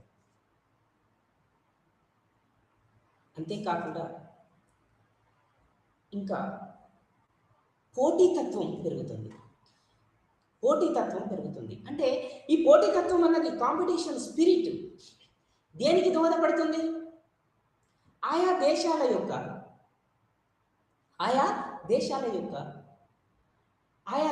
యొక్క పనితీరు, వనరులు కల్పన, వనరుల లభ్యత, అక్కడ మరి నిరపేక్ష వ్యయాలు ఏ విధంగా ఉన్నవి. కాబట్టి ఇప్పుడు మనం చెప్పుకున్నటువంటి అంశాలన్నీ కూడా అంతర్జాతీయ వ్యాపారంలో కూడా వాటి యొక్క అభివృద్ధి చెందిన దేశాలకి, అభివృద్ధి చెందుతున్న దేశాలకి లాభసాటి అనే ధృవీకరిస్తున్నాయి.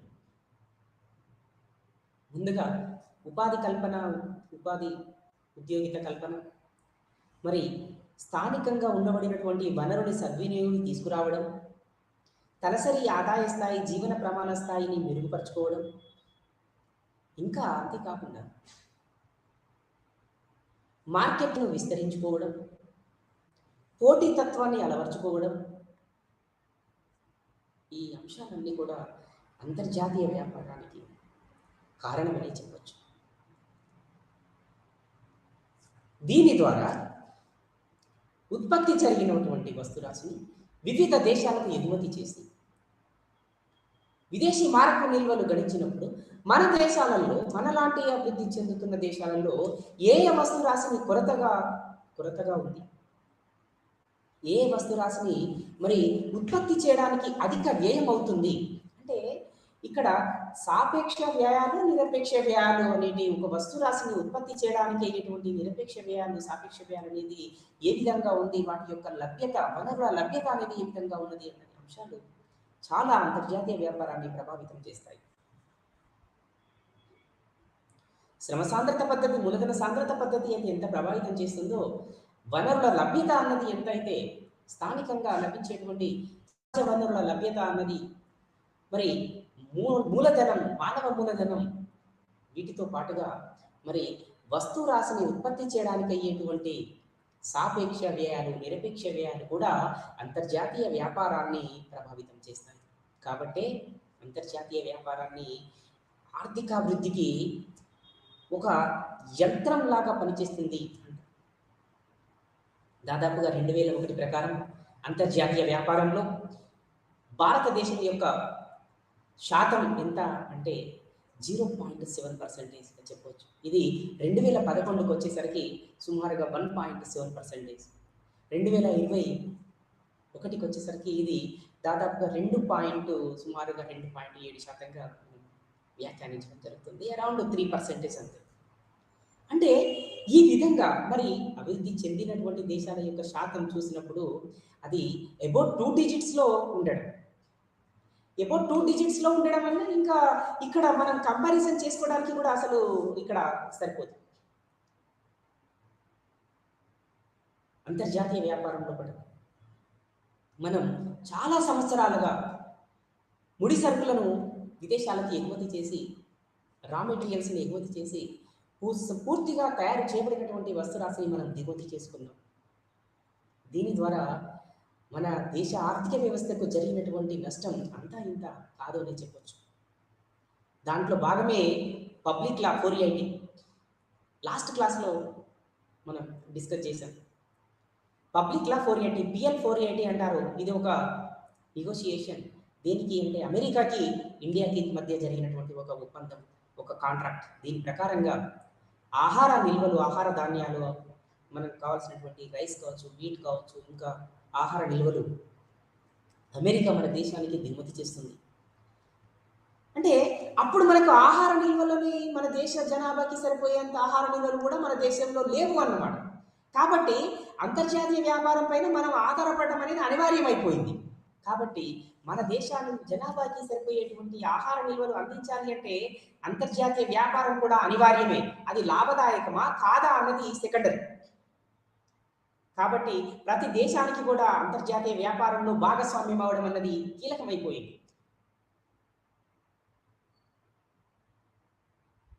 ఇందులోని దృశ్యాంశాలు, అదృశ్యాంశాలు ఉంటాయి.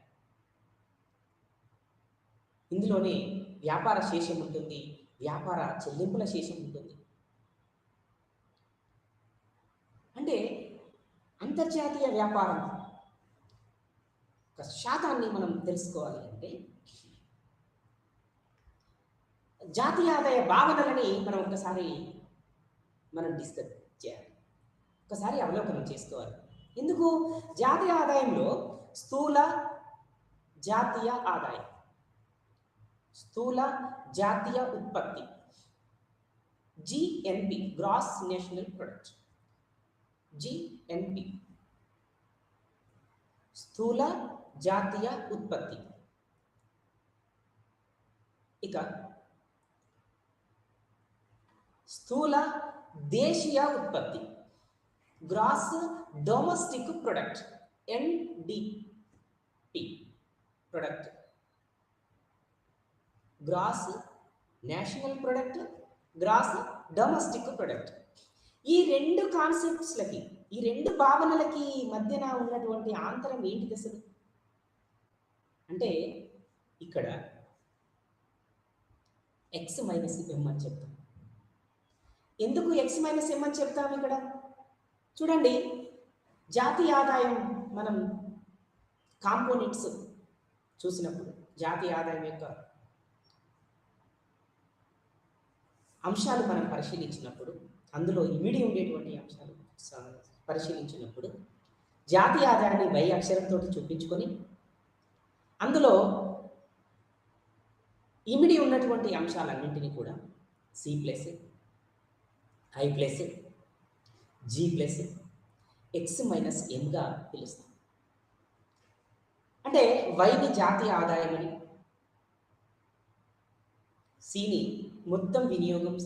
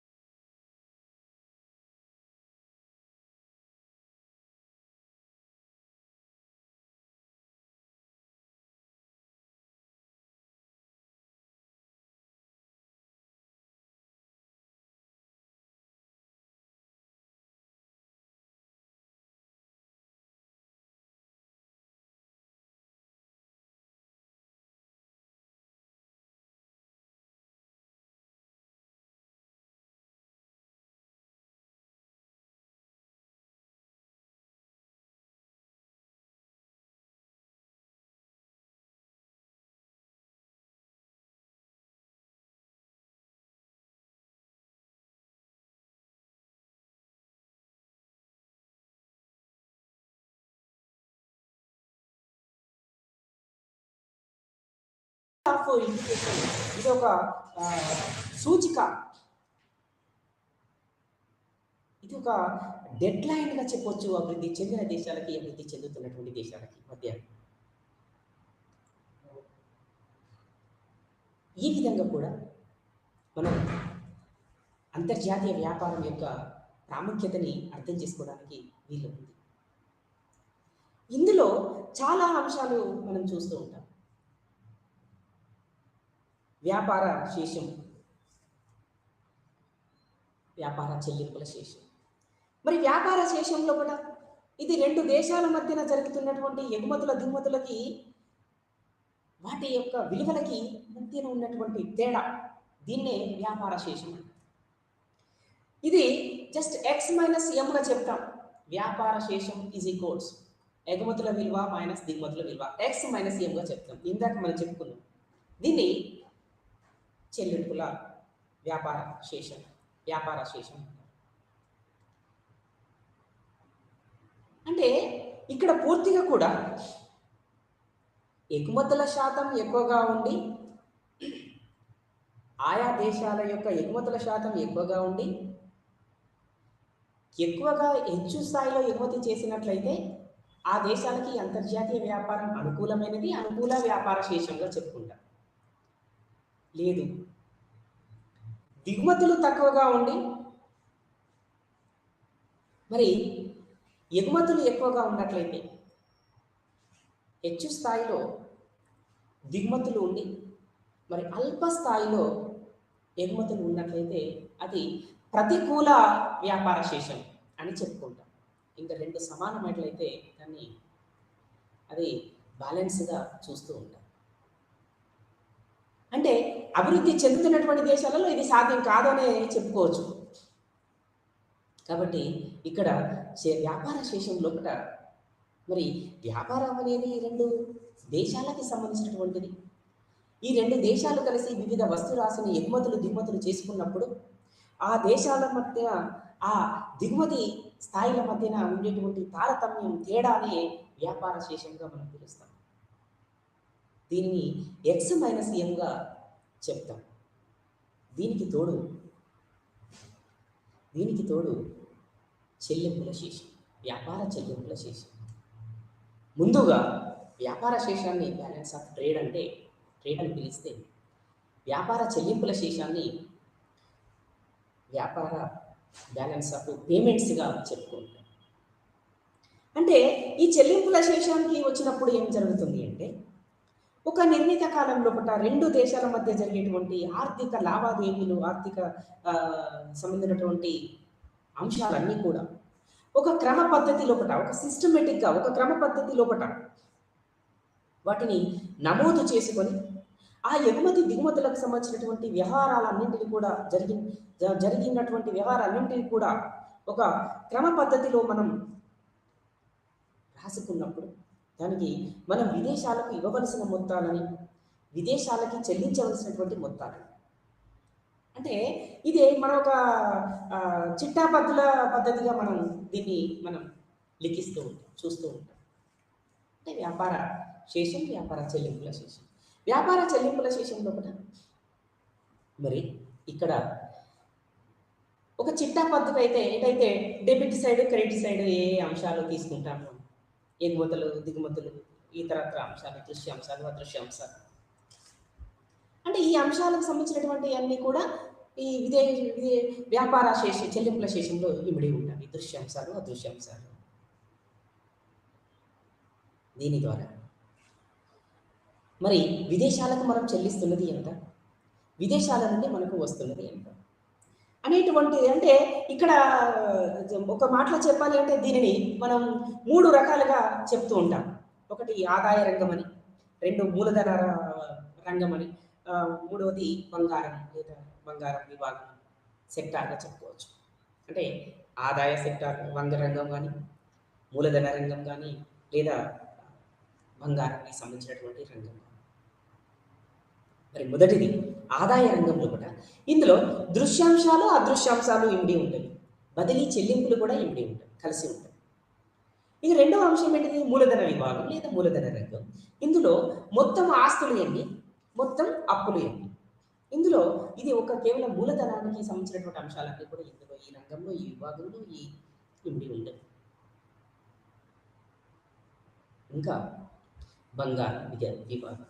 ఇందులో బంగారానికి సంబంధించినటువంటి ఎగుమతులు దిగుమతులు, వాటి యొక్క అంచనా ఎంత, దాని యొక్క దిగుమతులు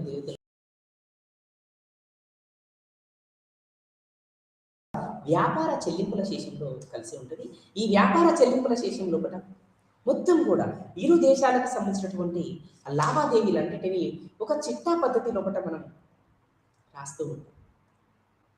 విదేశాల నుండి మనకు రావాల్సినది, విదేశాలకి మనం చేసేటువంటి చెల్లింపులు ఎంత, విదేశాల నుండి మనకు వచ్చి రావాల్సినటువంటి ఆదాయం ఎంత, ఈ రెండింటికి మరి బ్యాలెన్స్ అవుతుందా, మరి ఎంత చెల్లింపుల శేషం ఉంటుంది, బ్యాలెన్స్ చేస్తున్నాము లేదా అనేటువంటి అంశాలు కూడా ఇందులో ఇమిడ్చుకొని ఉంటాయి. ఇంకా ఇది ఈ రెండు భాగాలలో మరి పూర్తిగా కూడా అభివృద్ధి చెందుతున్నటువంటి దేశాలకి, అభివృద్ధి చెందినటువంటి దేశాలకి ప్రస్తుత ఖాతా అని, మూలధన ఖాతా అని కూడా ఇక్కడ రెండు ఖాతాలని మనం ఇక్కడ పరిశీలిస్తూ ఉంటాం.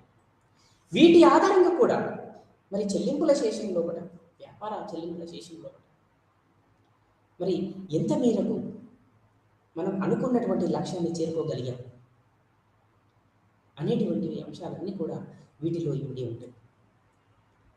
దాదాపుగా స్వాతంత్రం వచ్చినప్పటి నుండి మరి దాదాపుగా 1965, 1970 వరకు కూడా, అంటే ఈ అంశాలన్నీ కూడా మరి మన దేశానికి అనుకూలమా ప్రతికూలమా అని మనం అధ్యయనం చేస్తున్న సందర్భంలో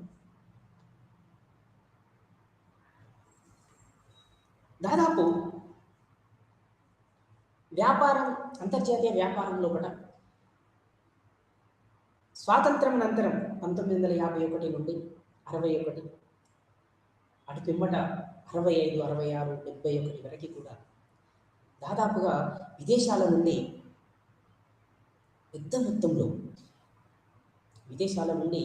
పెద్ద మొత్తంలో ఉత్పత్తి ఇక్కడ జరిగినప్పటికీ పెరుగుతున్నటువంటి జనాభాకి, పెరుగుతున్నటువంటి అవసరాలకి బ్యాలెన్స్ కాకపోవడం మూలాన విదేశాల నుండి మనం ఆహార నిల్వలని దిగుమతి వచ్చింది. అంటే మూలధన వస్తువులు కావచ్చు, యంత్ర పరికరాలు కావచ్చు, యంత్ర పనిముట్లు కావచ్చు, వీటిని దిగుమతి చేసుకోవడం ద్వారా ఆర్థిక వ్యవస్థకి కొంత అనుకూలమైనటువంటి రిజల్ట్స్ ఉంటాయి. ఎందుకోసమంటే వీటి ద్వారా ఉత్పత్తి రంగాన్ని పటిష్టవంతం చేయడం జరుగుతుంది. ఎందుకంటే కావాల్సినటువంటి సాంకేతిక పరిజ్ఞానం, కావాల్సినటువంటి యంత్ర పరికరాలు, ఆధునిక పనిముట్లు, ఆధునిక యంత్ర ద్వారా ఉత్పత్తి అన్నది దేశ ఆర్థిక వ్యవస్థని పటిష్టం చేస్తుంది. కానీ మరి మనలాంటి అభివృద్ధి చెందుతున్నటువంటి దేశాలలో కూడా అధిక జనాభా సమస్య, ఇతరత్ర సాంఘిక సమస్యలు, రాజకీయ సమస్యలు, ఆర్థిక సమస్యలు, మరి ఇవి ప్రభుత్వాలని మరి వాస్తవానికి కొంత సంఖ్యలతోటి బంధించే విధంగానే ఉన్నవి అని చెప్పొచ్చు. అంటే ఎందుకు ఇక్కడ ఈ పదం మనం ఎందుకు వాడడం జరుగుతుంది అంటే, దాదాపుగా ఈ సమస్యల కోసం ప్రభుత్వాలు చేసేటువంటి పెట్టుబడి, వ్యయం, ఖర్చు చాలా పెద్ద మొత్తంలో చేస్తున్నాయని చెప్పచ్చు. ఇలా పెద్ద మొత్తంలో ఖర్చు చేయడం ద్వారా ఉత్పత్తి రంగమైనటువంటి దానికంటే అత్యంత కీలకమైనటువంటి రంగాలన్నీ కూడా ఏం చేయబడుతున్నాయి అంటే వెనుకకు నెట్టివేయబడుతున్నవి. వెనుకకు నెట్టివేయడం ద్వారా ఆ దేశాల యొక్క, ఆ రంగాల యొక్క మరి అభివృద్ధి ఫలాలు అవి సద్వినియోగంలోకి తీసుకురాలేకపోతున్నాయి. ఎంతకాలం ఆ ప్రభుత్వాలు జనాభా నియంత్రణ, సాంఘిక సమస్యలు, ఆర్థిక సమస్యలు, రాజకీయ సమస్యలు, వీటి చుట్టే ప్రభుత్వాల యొక్క శక్తి అంతా కేంద్రీకృతం కాన్సన్ట్రేట్ కావడం వలన ఇంకా మరొక అత్యంత తీవ్రమైనటువంటి సమస్య పేదరికం, నిరుద్యోగం, ఇంకా మరొక సమస్య ఆదాయ అసమానతలు, ముఖ్యంగా ఫుడ్ ఇన్ఫ్లేషన్,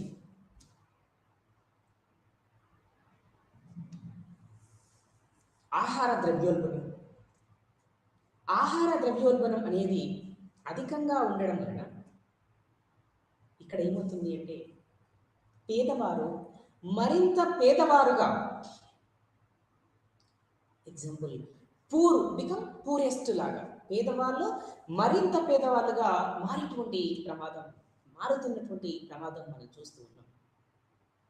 దీన్ని మాస్ పావర్టీ అంటారు, కఠిన పేదరికం. మాస్ పావర్టీ అంటారు, కఠిన పేదరికం ఉండడం. ఇది కూడా అత్యంత ప్రమాదకరమైనటువంటి అంశం. దీనికి తోడు మనలాంటి దేశాలు మూలధనం కొరతగా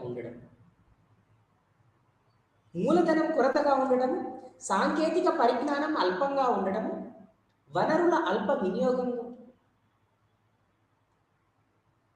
మరి మానవ మూలధనం తక్కువగా ఉండడం, ఈ అంశాలన్నీ కూడా మనలాంటి అభివృద్ధి చెందుతున్నటువంటి దేశాలని ఇంకా ఏం చేస్తున్నాయంటే వెనుకకు నెట్టివేస్తుంది.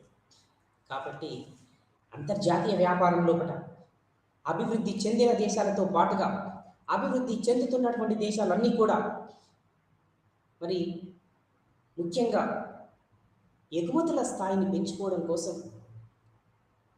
దిగుమతుల స్థాయిని శాతం తగ్గించుకోవడం కోసం అభివృద్ధి చెందుతున్నటువంటి దేశాలు చేసే ప్రయత్నం చాలా ఇక్కడ ఆర్థిక వ్యవస్థలకి ఒక రకంగా ఒక సవాలుగా మారిందని చెప్పవచ్చు. ఎందుకు ఇక్కడ ఇంత సవాలుగా మారిందని చెప్పవచ్చు అంటున్నాం? సాంఘిక వ్యవస్థాపక పెట్టుబడులు, సాంఘిక అవస్థాపన మూలధన పెట్టుబడులు, వీటిపైన అంటే ప్రభుత్వాలు, రోడ్డు, రవాణా,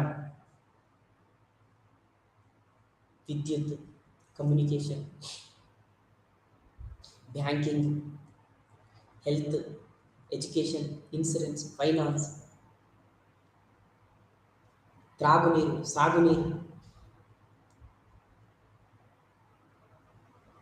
గృహ కల్పన, ఉపాధి కల్పన, వీటి కోసం పెద్ద మొత్తంలో పెట్టుబడి చేయవలసినటువంటి అవసరం. తద్వారా అంతర్జాతీయ వ్యాపారంలో కొంత దీని యొక్క రిజల్ట్ కొంత స్తబ్దతకి దారితీస్తుందని చెప్పవచ్చు. కాబట్టి అభివృద్ధి చెందినటువంటి దేశాలు దీనిని ఇంకా క్యాష్ చేసుకుంటున్నవి, దీనిని ఇంకా కూడా అవి ఎక్కువగా కూడా ఈ సమస్యల ద్వారా అభివృద్ధి చెందుతున్నటువంటి దేశాలు ఏ విధంగానైతే ఆర్థికంగా ఇంకా నష్టపోతున్నవో, ఇటువంటి అంశాలు, ఇటువంటి సమస్యలకు బేస్గా తీసుకొని అభివృద్ధి చెందినటువంటి దేశాలు ఇంకా ఈ సమస్యలను ఆధారంగా చేసుకొని ఇంకా అభివృద్ధి చెందుతున్నటువంటి దేశాలను ఇంకా దోపిడీ చేస్తున్నాయని చెప్పొచ్చు. ముఖ్యంగా అంతర్జాతీయ సంస్థలైనటువంటి వరల్డ్ ట్రేడ్ ఆర్గనైజేషన్ కావచ్చు, ఇంకా ఇంటర్నేషనల్ మానిటరీ ఫండ్ కావచ్చు, వరల్డ్ బ్యాంక్ కావచ్చు, ఎంతో కొంత మానిటర్ చేస్తూనే వస్తున్నవి అభివృద్ధి చెందిన దేశాలను. కానీ అనుకున్న మేరకు అవి కూడా సక్సెస్ కాలేకపోతున్నవి. అందుకే ఆధునిక అర్థశాస్త్రవేత్తల యొక్క అభిప్రాయం, అభివృద్ధి చెందుతున్నటువంటి దేశాలని, అభివృద్ధి చెందిన దేశాలు అంతర్జాతీయ వ్యాపారంలో ఎంతో కొంత దోచుకుంటూనే ఉంటాయి, దోపిడీకి గురవుతూనే ఉంటాయి. ఎంతో మేరకు దోపిడీ అయినప్పటికీ కూడా ఇది కావాలని జరగట్లేదు, అనుకోకుండానే జరుగుతుంది అని ఒక ఒపీనియన్, ఒక అభిప్రాయం చెప్పడం మనం చూసాం, మనం చదువుకున్నాం. ఈ విధంగా అంతర్జాతీయ వ్యాపారం లోపల మరి స్థానికంగా ఉండబడినటువంటి వనరులని పూర్తిగా సద్వినియోగంలోకి తీసుకురాగలిగినట్టయితే అక్కడ ఉపాధి అవకాశాలు మెరుగుపడతాయి. ఎప్పుడైతే ఉపాధి పెరుగుతుందో, ఎప్పుడైతే ఉద్యోగిత పెరుగుతుందో అప్పుడు జీవన ప్రమాణ స్థాయి పెరుగుతుంది, అప్పుడు తలసరి ఆదాయ స్థాయి పెరుగుతుంది. తలసరి జీవన ప్రమాణ స్థాయి ఎప్పుడైతే పెరగడం మొదలు పెడుతుందో అప్పుడు వాళ్ళు వినియోగ స్థాయి లోపల, మరి పొదుపు స్థాయి లోపల కీలకంగా మారతారు. అందుకే మనలాంటి అభివృద్ధి చెందుతున్నటువంటి దేశాలలో డిమాండ్ అనేది చాలా తక్కువగా ఉంటుందని చెప్పొచ్చు. కీన్స్ ఎప్పుడూ అదే మాట వ్యాఖ్యానిస్తూ ఉంటాడు. అభివృద్ధి చెందుతున్నటువంటి దేశాలు చాలా అల్పంగా ఉంది సమిష్టి డిమాండ్. ఇక్కడ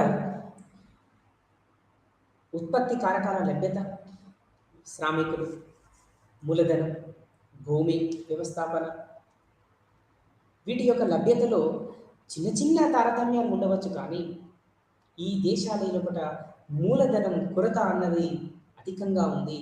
మూలధనం కొరత అన్నది అధికంగా ఉండడానికి ముఖ్య కారణం ఏంటి మరి అంటే, ఇక్కడ మనం ప్రత్యేకంగా డిస్కస్ చేయాల్సినటువంటి అంశం ఏంటిది అంటే, పెరుగుతున్నటువంటి జనాభా, ఇతరత్ర సాంఘిక ఆర్థిక సమస్యలు, అవస్థాపన పెట్టుబడులు, కల్పన. దీని ద్వారా ఏమవుతుంది అంటే, ఆయా దేశాలు ఇంకా అనుకున్నటువంటి ప్రగతిని సాధించలేకపోతున్నవి. ముఖ్యంగా అభివృద్ధి చెందినటువంటి దేశాలు అంతర్జాతీయ మార్కెట్లో ఏ వస్తు రాశికి ఎంత డిమాండ్ ఉంది, ఎక్కువ డిమాండ్ ఉంది, డిమాండ్ ఫోర్కాస్టింగ్, డిమాండ్ని అంచనా వేసి డిమాండ్ను అంచనాకు తగ్గట్టుగా వస్తు రాశిని ఉత్పత్తి చేసి అంతర్జాతీయ మార్కెట్లోకి ఆ వస్తు రాశిని వాళ్ళు విడుదల చేయడం, ఎగుమతులు చేయడం ద్వారా అవి ఇంకా ఎక్కువగా కూడా వృద్ధి సాధించడానికి దోహదపడుతూ వస్తున్నది అంతర్జాతీయ వ్యాపారం. అందుకే అంతర్జాతీయ వ్యాపారంలో కూడా మరి ముఖ్యంగా ఇది ఆర్థిక అభివృద్ధికి ఒక యంత్రం లాగా పనిచేస్తుంది అని చెప్పుకున్నాం.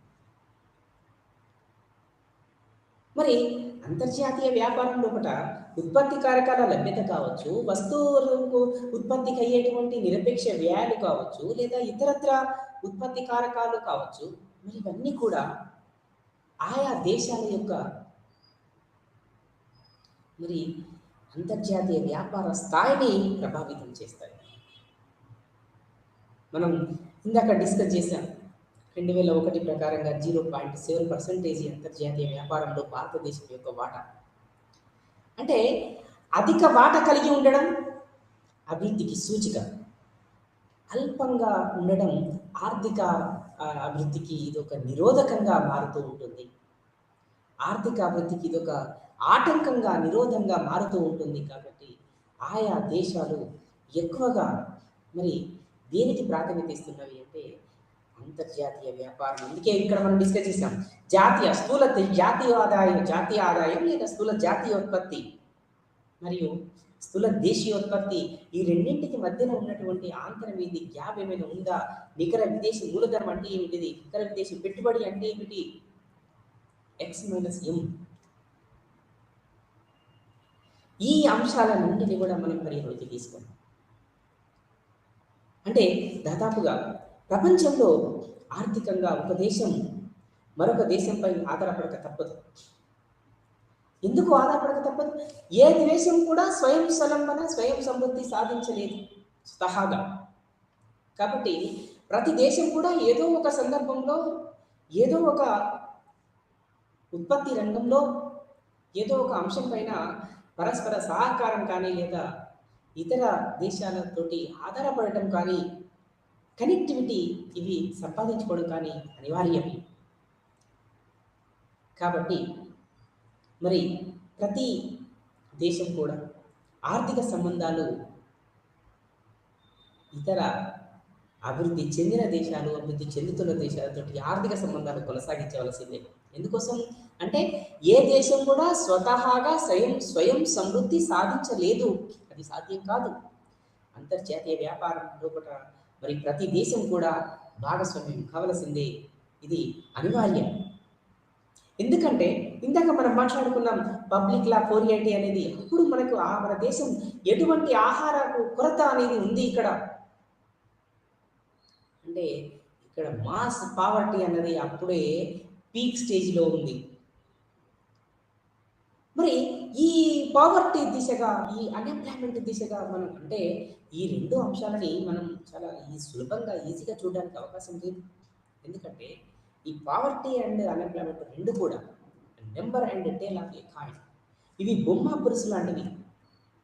ఒకటి ఎడమ వైపు ఉంటే మరొకటి కుడి వైపు ఉంటుంది. అందుకే ఈ రెండింటిని మనం నిర్వచించేటప్పుడు ఏం చెప్తామంటే ఒక వ్యక్తిని చూపిస్తూ he is poor. He is poor because he is unemployed అని చెప్తూ ఉంటాం. అదేవిధంగా మరొక వ్యక్తిని చూపించినప్పుడు he is unemployed. He is unemployed because he is poor అని చెప్తూ ఉంటాం. అంటే ఒక వ్యక్తి పేదవాడుగా ఉన్నాడు. అసలు అందుకు కారణం ఏంటంటే అతను నిరుద్యోగి. ఇక ఒక వ్యక్తి నిరుద్యోగిగా ఉన్నాడు. ఒక వ్యక్తి నిరుద్యోగిగా ఉన్నాడు. అందుకు గల కారణం ఏంటి అంటే అతను పేదవాడు కాబట్టి. అంటే పేదరికం, నిరుద్యోగం ఇవి 2 కూడా ఒకే నాణానికి ఉన్నటువంటి బొమ్మ బొరుసు లాంటివి. ఇవి ఎప్పుడు కూడా ఆర్థిక వ్యవస్థని ప్రభావితం చేస్తూ ఉంటాయి. సాధారణంగా అభివృద్ధి చెందుతున్నటువంటి దేశాలు అన్నీ కూడా త్వరితగతిన అభివృద్ధిని సాధించడం కోసం వనరులని వినియోగంలోకి తీసుకురావడం కోసం మానవ మూలధన కల్పనని చేయవలసినటువంటి అవసరం చాలా ఉంది.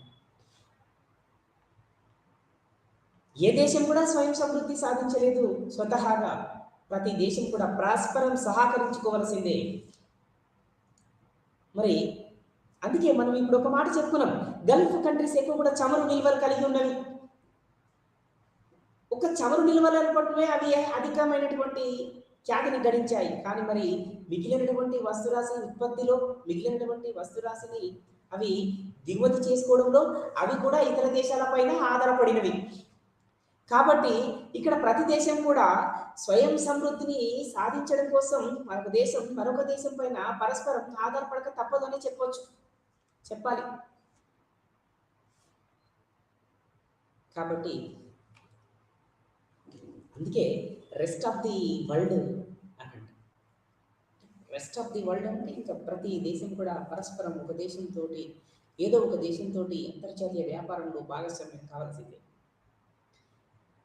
అంటే ఏ దేశం కూడా స్వయం సమృద్ధి సాధించలేదని చెప్పుకునే ముందు ప్రతి దేశం కూడా స్వయం సమృద్ధిని సాధించడం కోసం ఏదో ఒక దేశం పైన పరస్పరం ఆధారపడవలసింది. అంతేకాకుండా అంతర్జాతీయ వ్యాపారం అభివృద్ధి చెందిన దేశాలు అధిక వాటాన్ని కలిగి ఉంటే అభివృద్ధి చెందుతున్నటువంటి దేశాలు అల్ప వాటాను కలిగి ఉన్నాయి. ఇది అభివృద్ధి చెందిన దేశాలకు అనుకూలమైతే అభివృద్ధి చెందుతున్నటువంటి దేశాలకు ప్రతికూలంగా మారుతుంది.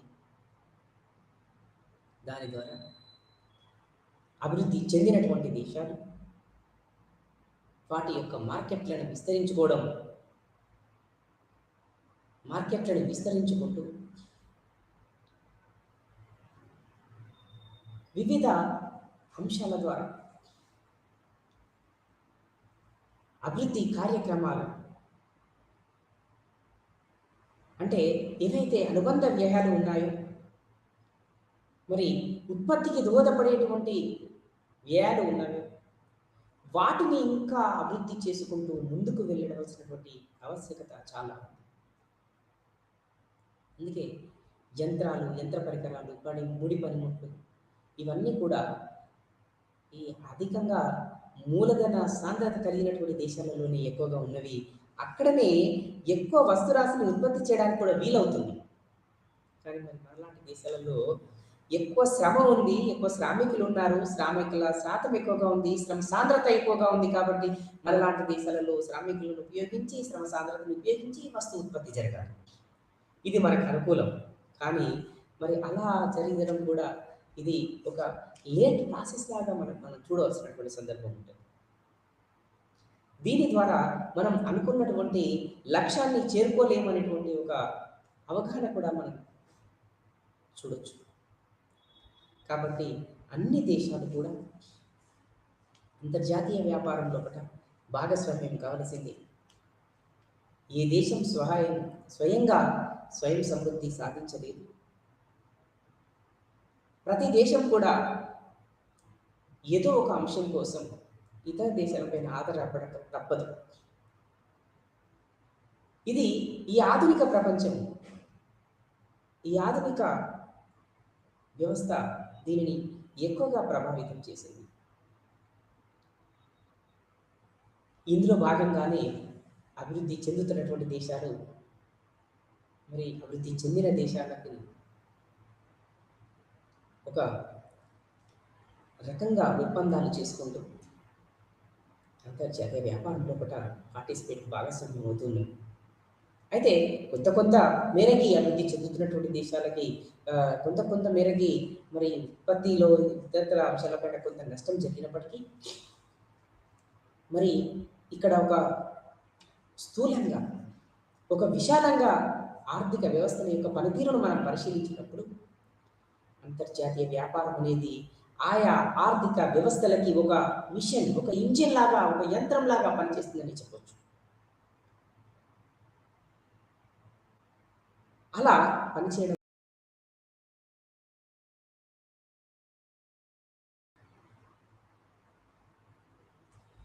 అంశాలకి సంబంధించినటువంటి కీలకమైనటువంటి పరిణామాలకి అభివృద్ధి చెందినటువంటి దేశాలకి, అభివృద్ధి చెందుతున్నటువంటి దేశాలకి అంటే ఆర్థిక దోపిడీ అని ఇక్కడ అనకూడదు. కానీ అభివృద్ధి చెందినటువంటి దేశాలు ఇంకా బలమైనటువంటి శక్తివంతమైనటువంటి దేశాలుగా ఏర్పడటానికి మనలాంటి అభివృద్ధి చెందుతున్న దేశాలు కూడా కొంత దోహదపడుతున్నవి అని చెప్పొచ్చు. అంతర్జాతీయ వ్యాపారం ద్వారా పరస్పర సహకారం అనివార్యం. అంతర్జాతీయ వ్యాపారంలో భాగస్వామ్యం కూడా అనివార్యం. ఎందుకోసం? స్వయం సమృద్ధిని సాధించడం కోసం. ఏ దేశం స్వతహాగా అభివృద్ధిని సాధించలేదు కాబట్టి. Thank you.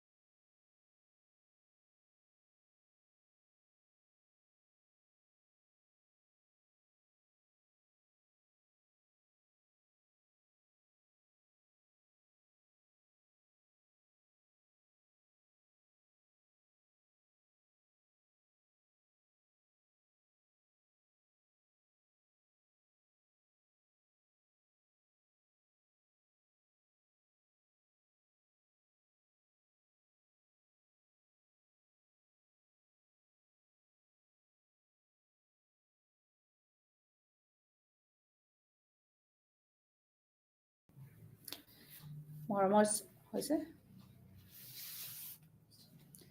মৰমৰ ছাত্ৰ ছাত্ৰীসকল, আজি তোমালোকৰ মাজত ইউনিট 8 লৈ আহিছোঁ, য'ত আছে পাৰ্চনেলিটি ডিজঅৰ্ডাৰ। পাৰ্চনেলিটি ডিজঅৰ্ডাৰ হৈছে ব্যক্তিত্বৰ বিকাৰ। আমি সাধাৰণতে যে এনেকুৱা ব্যক্তিত্ব থকা মানুহবিলাকক, যিবিলাক মানুহৰ ভাবোঁ যে আমাৰ পাৰ্চনেলিটিটো স্বাভাৱিক হৈ আছে, কিন্তু এই স্বাভাৱিকতাৰ মাজতো কিছুমান আমি ডিজঅৰ্ডাৰ দেখিবলৈ পাওঁ। এতিয়া মনোবিজ্ঞানীসকলে এই ডিজঅৰ্ডাৰবিলাকক DSM-5 অনুসৰি, অৰ্থাৎ ডায়েগনষ্টিক ষ্টেটিষ্টিকেল মেনুৱেল 5-এ কিছুমান আমাৰ শ্ৰেণীবিভাজন কৰিছে। আজি তাৰে ওপৰত আমি আলোচনা কৰিম। পাৰ্চনেলিটি ডিজঅৰ্ডাৰৰ ইতিমধ্যে নতুন আমি ডিজঅৰ্ডাৰ হিচাপে ইয়াক চিনাক্ত কৰিব পৰা নাছিলোঁ। 1980 চনতে ইয়াক আমি পাওঁ। ক্লাছিফিকেশ্যন মতে আমি যদি অলপ আগৰ ফালে যাওঁ, ইতিমধ্যে আমি তোমালোকক এনজাইটি ডিজঅৰ্ডাৰনো কি তাক কৈছোঁ, চাইকটিক ডিজঅৰ্ডাৰনো কি ক'লোঁ, ছমেটিক ডিজঅৰ্ডাৰনো কি ক'লোঁ, তাৰপিছত মুড ডিজঅৰ্ডাৰ, ইটিং ডিজঅৰ্ডাৰ, এইবিলাকৰ বিষয়ে তোমালোকৰ লগত আলোচনা কৰিছোঁ। এইবিলাকৰ লগত কিন্তু আমি এটা মানুহৰ লগত জড়িত হৈ থকা, ব্যক্তিৰ লগত জড়িত হৈ থকা অতি আটাইতকৈ গুৰুত্বপূৰ্ণ বিকাৰ এটাৰ বিষয়ে আলোচনা কৰিব খুজিছোঁ। এতিয়া পাৰ্চনেলিটি ডিজঅৰ্ডাৰ মানুহ ভেদে ভেদে বেলেগ বেলেগ হয়, ব্যক্তি বিশেষ অনুযায়ী বেলেগ বেলেগ হ'ব পাৰে।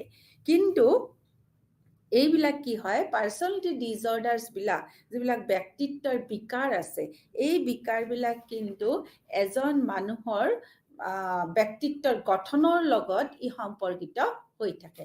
ছাত্ৰ ছাত্ৰীসকল মনত ৰাখিবা যে ব্যক্তিত্বৰ বিকাৰ সদায় ব্যক্তিত্বৰ গঠনৰ লগত সম্পৰ্কিত হৈ থাকে। এইটো 1 নম্বৰ কথা। 2 নম্বৰটো কথা হ'ল, পাৰ্চনেলিটি ডিজঅৰ্ডাৰ এজনে যিকোনো কাম কৰোঁতে, অৰ্থাৎ ব্যক্তিত্বৰ দেখি থাকোঁ, তেওঁৰ বিকাৰটো আমাৰ কিন্তু চকুত সহজে ধৰাত নপৰে। তেওঁলোক স্বাভাৱিকভাৱে সেই যিকোনো কাম কৰে, সেই কামত ব্যস্ত হৈ থাকিব পাৰে। গতিকে এই দুটা কথা। প্ৰথম কথাটো হ'ল, তেওঁৰ গঠনৰ ওপৰত আমি ব্যক্তিসকলৰ গঠনৰ ওপৰত ব্যক্তিত্বৰ বিকাৰসমূহৰ এটা সম্পৰ্কীয় আছে। দ্বিতীয়তে হ'ল, ব্যক্তিত্বৰ বিকাৰ থকা লোকসকলে স্বাভাৱিকভাৱে কিন্তু নিজস্ব কামবোৰ কৰি থাকে, তেতিয়া আনে তেওঁলোকৰ বিকাৰবোৰ লক্ষ্য কৰিব নোৱাৰে। এতিয়া চোৱা, তোমাৰ DSM-5 তেওঁলোকে কি কৰিছে, সেই মেনুৱেলখনত, আমেৰিকান চাইকলজিষ্টসকলে সেই মেনুৱেলখনত ব্যক্তিত্বৰ বিকাৰৰ ওপৰত ভাগ কৰিছে। Cluster 1, cluster A, cluster B, cluster C। আৰু আজি মই যে তোমালোকৰ লগত আলোচনা কৰিম ক্লাষ্টাৰ A-ত থকা বিকাৰসমূহ, যে ব্যক্তিসকলৰ ক্লাষ্টাৰ A-ত কোনবিলাক বিকাৰক লৈ পেলাই তেওঁলোকে আলোচনা কৰিছে। আৰু আজি আমাৰ পাঠটোৰ মূল উদ্দেশ্যও হ'ল যে আমি ক্লাষ্টাৰ A-ত কিছুমান ব্যক্তিত্বৰ বিকাৰৰ বিষয়ে আলোচনা কৰিম। উলিয়াই লোৱা তোমালোকে পেজ নাম্বাৰ 208। 208-ৰ 8.1 তাতে কি লিখিছে, যে ডিফাইনিং পাৰ্চনেলিটি ডিজঅৰ্ডাৰ। ডিজঅৰ্ডাৰনো কি, বিকাৰনো কি, আকৌ বিকাৰটো কাৰ বিকাৰ, ব্যক্তিত্বৰ বিকাৰনো কি, এইটোৰ বিষয়ে আমি আলোচনা কৰিম। ব্যক্তি এজনৰ ব্যক্তিত্ব এক অনন্য বৈশিষ্ট্য আৰু আচৰণৰ সংহতি হিচাপে বুজিব পাৰি। যে কি ক'লে, ব্যক্তি এজনৰ ব্যক্তিত্ব হ'ল এক অনন্য ইউনিক কেৰেক্টাৰ, আৰু তাৰ বিহেভিয়াৰবিলাকৰ যেতিয়া লগ হয়, তেতিয়াই ব্যক্তিজনৰ বৰ্ণনা আৰু বিশেষত্ব আনি দিয়ে। এই সাধাৰণ বৈশিষ্ট্যবোৰ নকল কৰা শৈলী আৰু আচৰণবোৰ সাধাৰণতে শৈশৱকালতে উদ্ভৱ হয়। মানুহ বুঢ়া হ'লে নহয়, এই যে আচৰণবিলাক, তেওঁৰ বৈশিষ্ট্যবিলাক বেলেগক তেওঁ ফ'ল' কৰিছে নে নাই, এই ব্যক্তিত্ববিলাক একোজন মানুহে তেওঁলোকৰ শিশু অৱস্থাতে কি কৰে, মানে এইটো লয়। আৰু যেতিয়া দিন যায়, প্ৰাপ্তবয়স্ক হোৱাৰ সময়ত ই এক ধৰণৰ প্ৰতিষ্ঠিত আৰ্হি হৈ পৰে। এই বৈশিষ্ট্যবোৰে এজন ব্যক্তিক সদায় অনন্য কৰি তোলে। সময়ৰ লগে লগে এই বৈশিষ্ট্য আৰু প্ৰবৃত্তিবোৰৰ ধাৰাবাহিকতা আৰু স্থিৰতাই ব্যক্তিত্বৰ বিকাশসমূহ নিৰ্ধাৰণ কৰে। এতিয়া মাত্ৰাৰ 5টা বিশেষত্ব হৈছে যে মাত্ৰাৰ কি 5টা বিশেষত্ব আমি পালো চোৱা নিউৰ'চিটিজম বহিৰ্মুখী আন্তঃসংযোগ সমন্বতা বা বিদ্বেষ বিবেকশীলতা আৰু অভিজ্ঞতাৰ বাবে যিটো আমাৰ হেৰি হৈছে গতিকে সেইবিলাক এতিয়া ব্যক্তিত্বৰ বিকাৰবোৰ হৈছে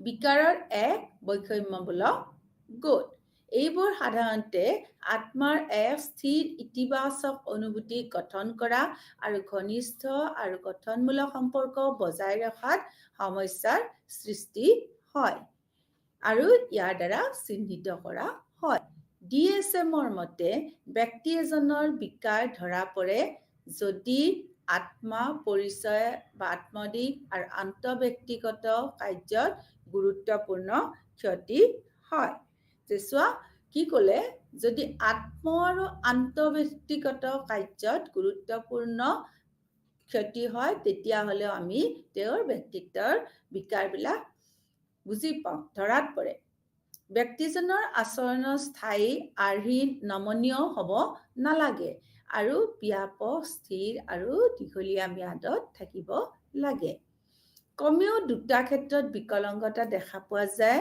কোন দুটা ক্ষেত্ৰত এটা হৈছে জ্ঞান আৰু আনটো হৈছে প্ৰভাৱাত্মকভাৱে যিটো আন্তঃব্যক্তিগত কাৰ্যকলাপ বা অব্যৱহৃত নিয়ন্ত্ৰিত এতিয়া বিকলাংগতা দেখা যে দুটা যে ক্ষেত্ৰ থাকিল জ্ঞান থাকিল জ্ঞানটোত আমি কাক ল'ম আত্ম আন আৰু ঘটনাবোৰ অনুভৱ কৰাৰ আছিল আৰু প্ৰভাৱাত্মকভাৱে যিবিলাক আছে তাৰ ভিতৰত কি থাকিব পৰিসৰ দ্ৰুততা আৰু আৱেগিক সঁহাৰিৰ উপযুক্ততা আন্তঃব্যক্তিগত কাৰ্যকলাপ বা অব্যৱহৃত নিয়ন্ত্ৰণ এতিয়া ব্যক্তিত্বৰ বিকাৰ থকা লোকসকলে তেওঁলোকৰ নিজৰ জীৱনৰ লগতে আন লোকসকলৰ জীৱনতো অসুবিধা সৃষ্টি কৰে এইটো খুব দৰকাৰী কথা যে ব্যক্তিত্বৰ যিবিলাক বিকাৰ থাকে যিবিলাক মানুহৰ বিকাৰ থকা আমি মানুহ লগ পাওঁ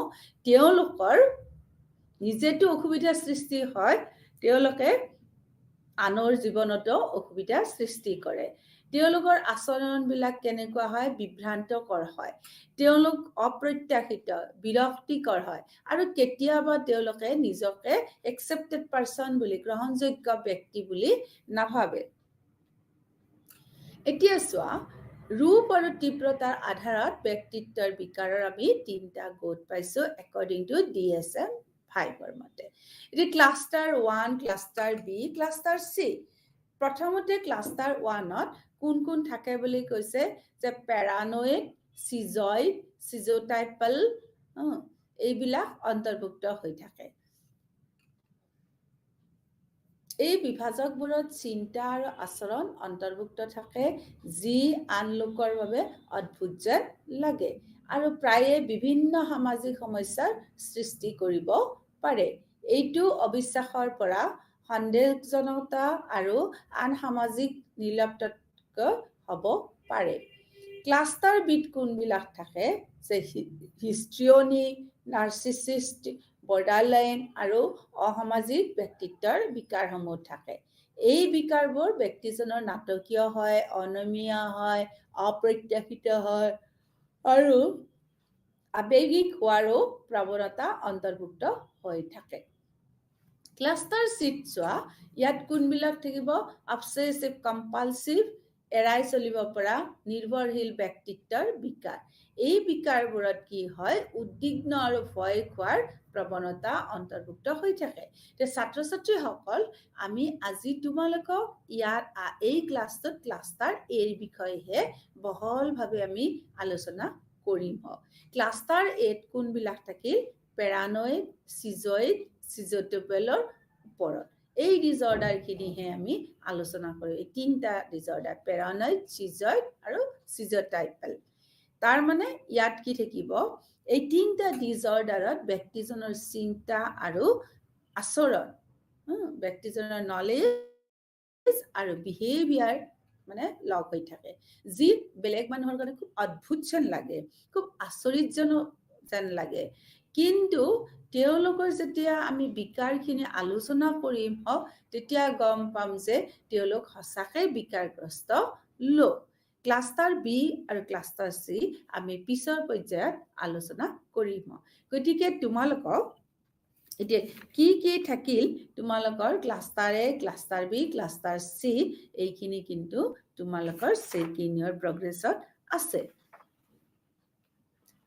তাৰপিছত চাবা ব্যক্তিত্বৰ বিকাৰ নিৰ্ণয় কৰাত আমি কিন্তু অসুবিধাও পাওঁ, যে সেইটো আছে বক্স 8.1ত কৈছে আমি পটককে ব্যক্তিত্বৰ বিকাৰসমূহ নিৰ্ণয় কৰিব নোৱাৰো। কি কাৰণে নোৱাৰো? 1 নম্বৰ কৈছে যে ব্যক্তিত্বৰ বিকাৰৰ বাবে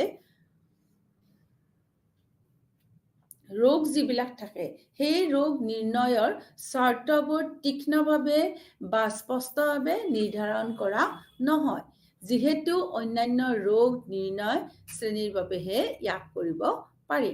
চিকিৎসকৰ ফালৰ পৰাও ইয়াক যথেষ্ট বিচাৰ কৰাৰ প্ৰয়োজন আছে, কিয়নো ব্যক্তিত্বৰ বিকাৰৰ চৰ্তবোৰ মুখ্যতঃ অনুমান কৰি লোৱা আহে, যে অনুমান ভিত্তিক বৈশিষ্ট্যৰ ওপৰতহে চিকিৎসা বিজ্ঞানীসকলে আগবাঢ়িব লাগে। গতিকে এই চৰ্তবোৰ স্পষ্টভাৱে আমি ক্লিয়াৰলি ক'তো নাপাওঁ। গতিকে আমি কি ধৰণৰ ব্যক্তিত্বৰ বিকাৰ হ'ব এইটো নিৰ্ণয় কৰাত অসুবিধা হয়। দ্বিতীয়তে চোৱা, কিছুমান ব্যক্তিত্ব নিৰ্ণয় সমাজৰ ছেটিং বা আন বেছিভাগ নিদানিক ছেটিঙত খুব সচৰাচৰ নহয়, যে ব্যক্তিত্বৰ নিৰ্ণয় সমাজৰ এটা ছেটিঙত বেলেগ হৈ থাকে, আৰু বেছিভাগ কি হয় এই যে ব্যক্তিত্ব নিৰ্ণয়টো আমি দেখা নাপাওঁ, সেইকাৰণে 2%ৰো কমৰ ক্ষেত্ৰতে আমি এইবিলাক দেখিবলৈ পাওঁ। সচৰাচৰ চব ব্যক্তিৰ ক্ষেত্ৰত আমি এইটো ধৰিব নোৱাৰো।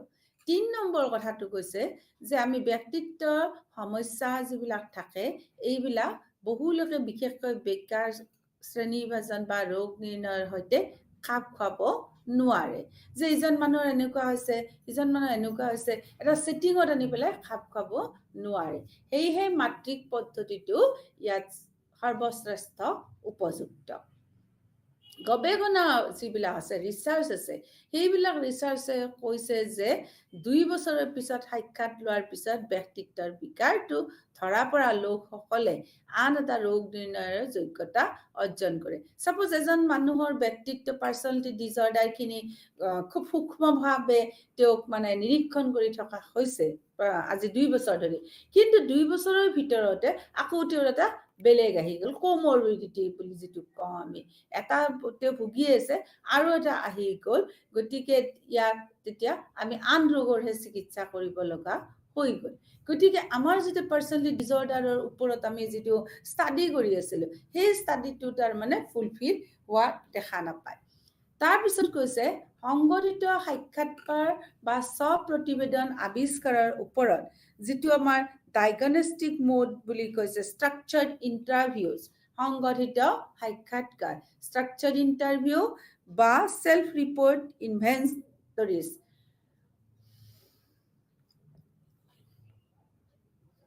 এই দুটাৰ ওপৰত কি কৰিছে, ৰোগ নিৰ্ণয় নিৰ্ভৰযোগ্যতা আৰু বৈধতাটো আমি কমকে হোৱা দেখা পাওঁ।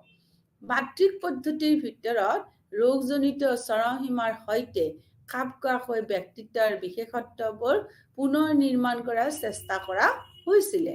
নেতিবাচক প্ৰভাৱাত্মক নিউৰোটিজিজিম, বিচ্ছিন্নতা, অত্যাধিক অন্তৰ্মুখিতা, বিদ্বেগ, অতি নিম্ন সন্মতি, বিৰোধ, অতি নিম্ন বিবেকশীলতা, সামায়িক মানসিকতা বাদ দিয়াৰ ৰোগজনিত চৰম ৰূপত পোৱা নগ'ল, বৰঞ্চ ই মনোৰোগজনিত বিকাৰৰ দৰে বিশেষত্বসমূহে প্ৰতিফলিত কৰে।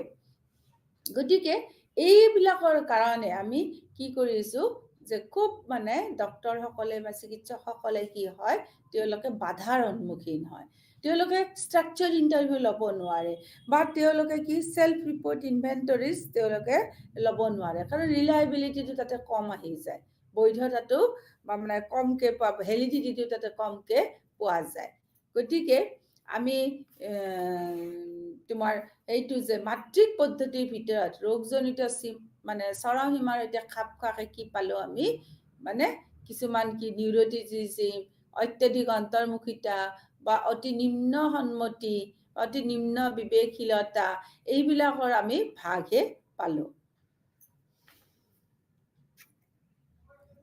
এতিয়া চোৱা 8.2 ব্যক্তিত্বৰ বিকাৰখিনি বাৰু কিবাকে ধৰা পেলালো, আমাৰ এইবিলাক আমি অসুবিধাৰ সন্মুখীন হওঁ, কিন্তু এই বিকাৰৰ কাৰণবিলাক উলিয়াবলৈ আৰু এটা অসুবিধাৰ আমি সন্মুখীন হওঁ, যিটো 8.2ত আছে, যে আমি বিকাৰখিনি ধৰিলো কিন্তু বিকাৰখিনিৰ কাৰণসমূহ আমি উলিয়াবলৈ কিন্তু যথেষ্ট কষ্টৰ সন্মুখীন হওঁ।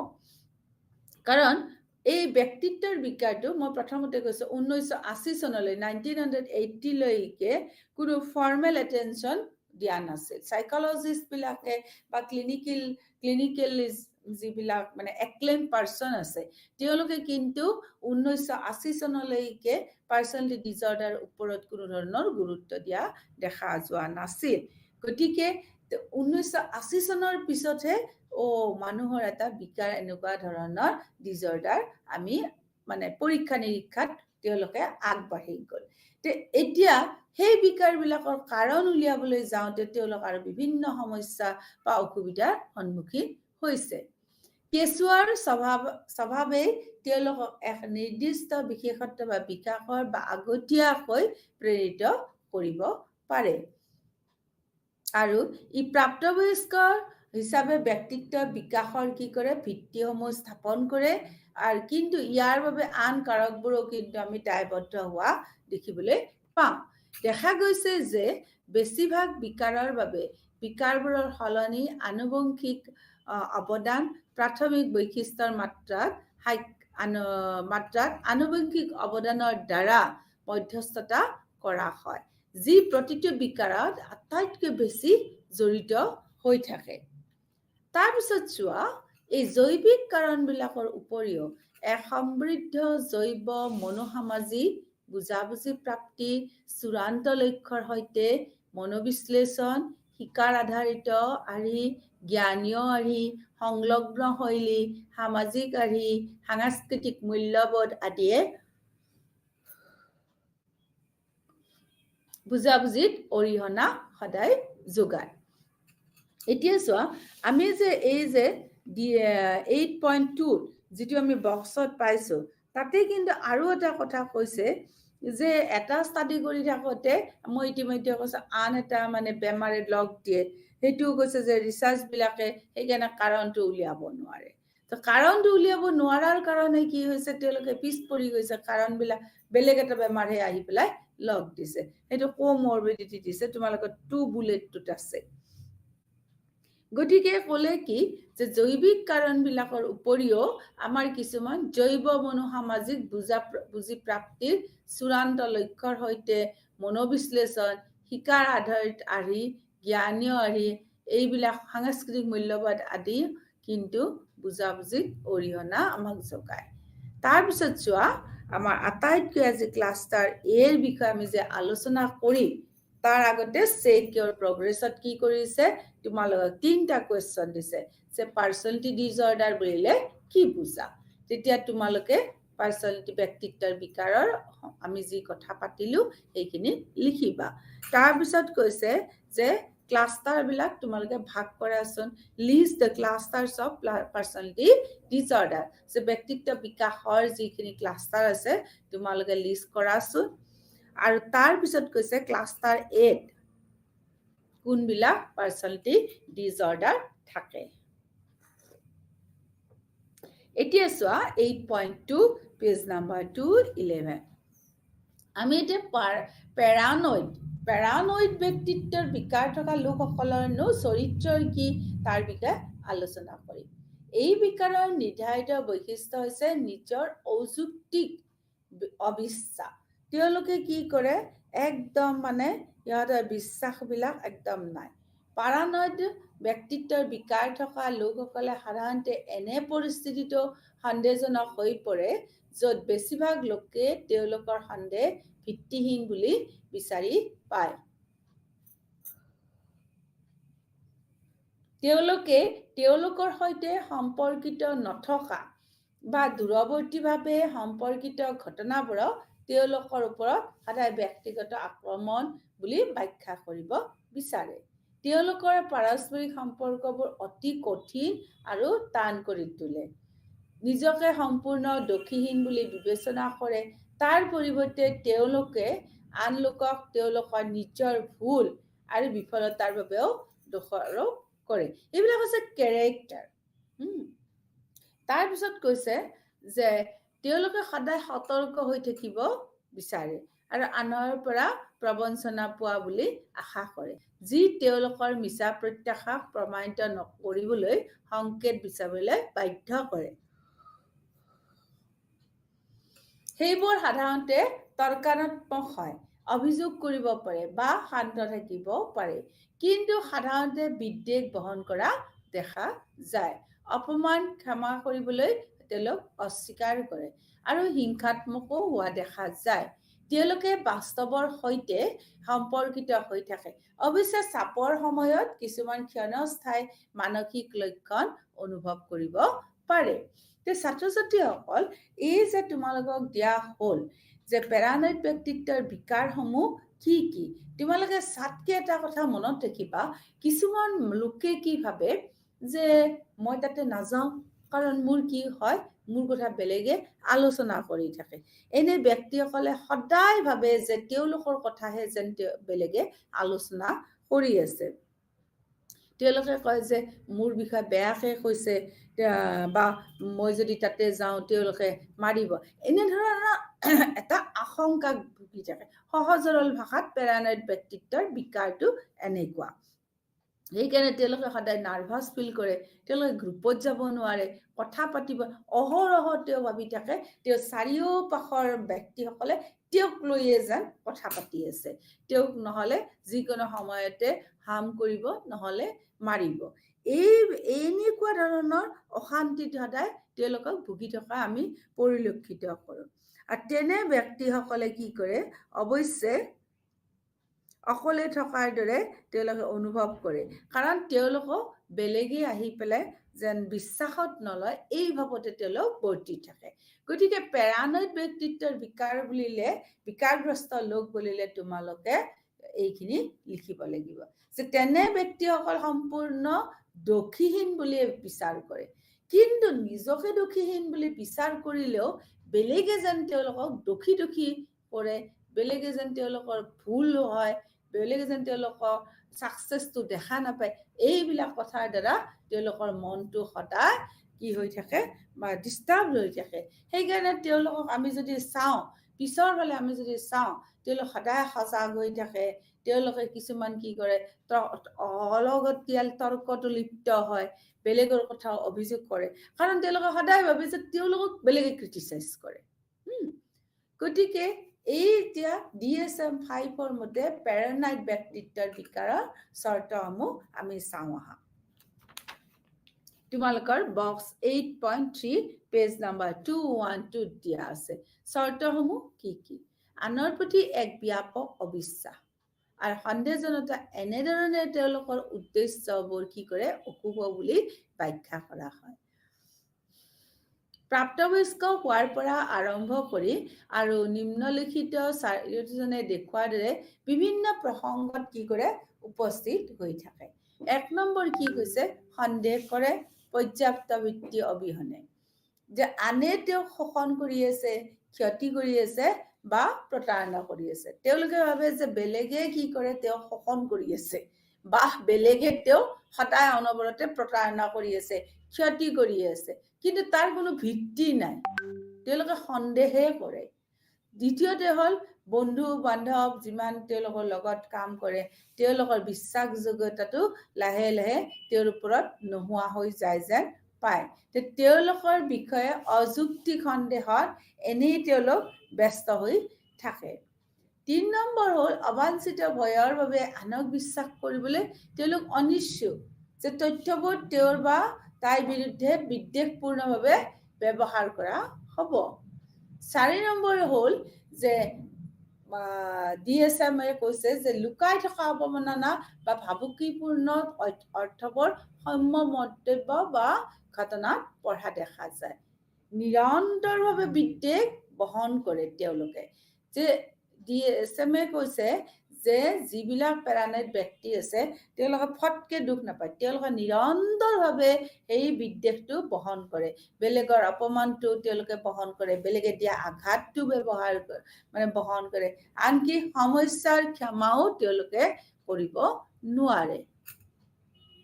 তেওঁৰ চৰিত্ৰ বা খ্যাতিৰ ওপৰত আক্ৰমণ অনুভৱ কৰে, যি আনৰ বাবে স্পষ্ট নহয় আৰু খঙত বা প্ৰতিক্ৰিয়া কৰিবলৈ তৎপৰো হোৱা দেখা নাযায়। পত্নী বা যৌন সংগীৰ বিশ্বস্ততা সম্পৰ্কে যুক্তি অবিহনে পুনৰাবৃত্তিত তেওঁলোক সন্দেহজনক হৈ পৰে।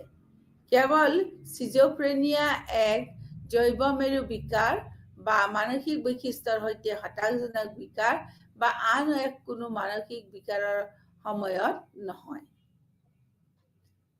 তুমি যদি চোৱা তাৰ কেজুৱেল ফেক্টৰ্ছ বিলাক কিনো হ'ব পাৰে। কেজুৱেল ফেক্টৰ্ছ বুলি ক'লে আমি পেৰানয়েড ব্যক্তিৰ সময়ত জৈৱিক অৱদানৰ দ্বাৰা প্ৰমাণবিলাক সীমিত হৈ থকা দেখিবলৈ পাওঁ।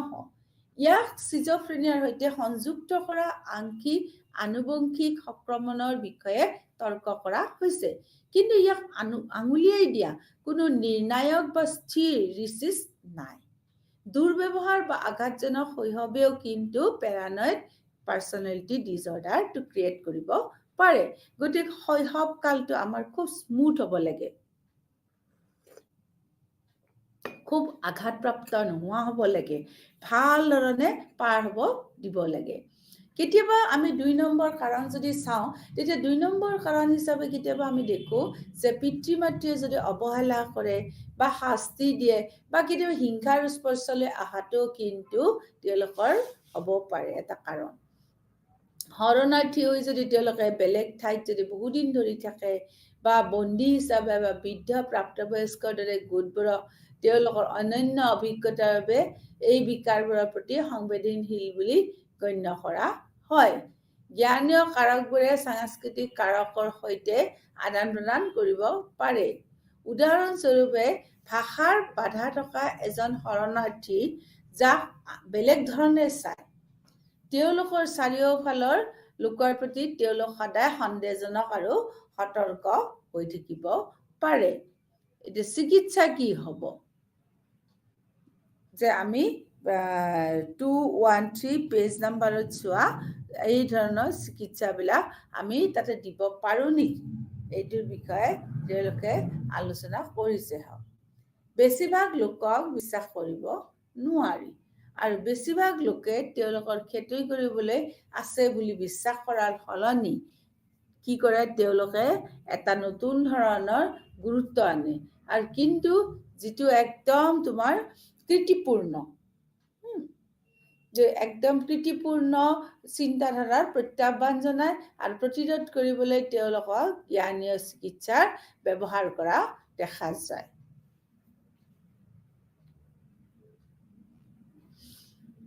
পাৰানয়েডৰ বিষয়ে তোমালোকে গম পালা, তোমালোকৰ চেক ইন প্ৰগ্ৰেছতো আছে। চেক ইন প্ৰগ্ৰেছত তোমাৰ পাৰানয়েড ব্যক্তিসকলৰ লক্ষণসমূহ আমি পাম। এতিয়া স্কিজোফ্ৰেনিক পাৰ্চনেলিটি ডিজঅৰ্ডাৰনো কি, স্কিজোড ব্যক্তিত্বৰ বিকাৰনো কি? গতিকে তোমাৰ পাৰানয়েডৰ এটা কথা মনত ৰাখিবা, মানুহবিলাকে যেতিয়া বেলেগক সন্দেহ কৰে ভুলতে যে তেওঁলোকে তেওঁৰ কথাহে আলোচনা কৰিছে বুলি, তেতিয়াই পাৰানয়েডৰ সৃষ্টি হয়। তাৰপিছত কৈছে স্কিজোড ব্যক্তিত্বৰ বিকাৰ।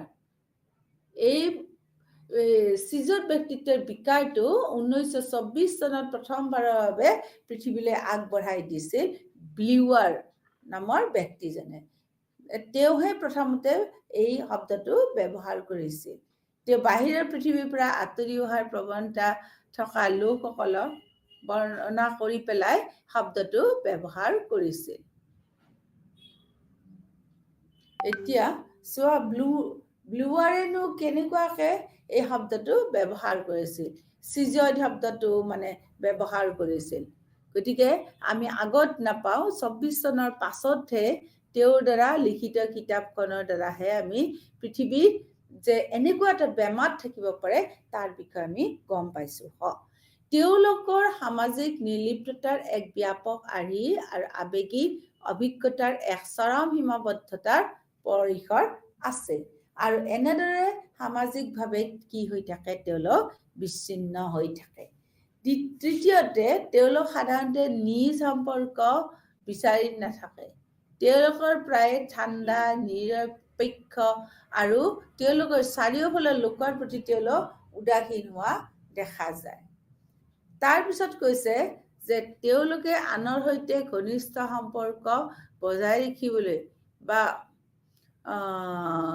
সেইমতে চলাই নিবৰ কাৰণে তেওঁলোকে কোনো ধৰণৰ ৰোমান্টিচিজম অনুভৱ নকৰে, কোনো ধৰণৰ ৰোমান্টিক তেওঁলোক নহয়। আৰু সেইকাৰণে কি হয়, তেওঁলোক ৰোমান্টিক নহয় কাৰণে যৌন সম্পৰ্ক বজাই ৰাখিবলৈ তেওঁলোক আগ্ৰহী নহয়।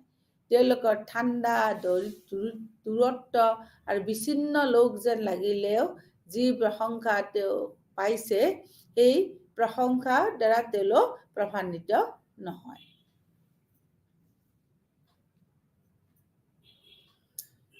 গৃহহীনতা সচৰাচৰ দেখা যায়। তেওঁলোকৰ চাৰিওফালৰ পৃথিৱীত অংশগ্ৰহণকাৰী সকল হোৱাৰ সলনি তেওঁলোকে নিজকে সদায় কি ভাবে, পৰ্যবেক্ষক বুলি ভাবি পেলাইহে ঘটনাটো তেওঁলোকে বিবেচনা কৰিবলৈ চায়। সামাজিক সংকেত আৰু সূক্ষ্মতাৰ প্ৰতি তেওঁলোকৰ উদাসীনতাৰ বাবে সামাজিকভাৱে অযোগ্য আৰু ওপৰমুৱা যেন লাগে। এইবোৰৰ একাকী আৰু অন্তৰ্ভুক্ত হিচাপে শ্ৰেণীবিভাগ কৰা হৈছে।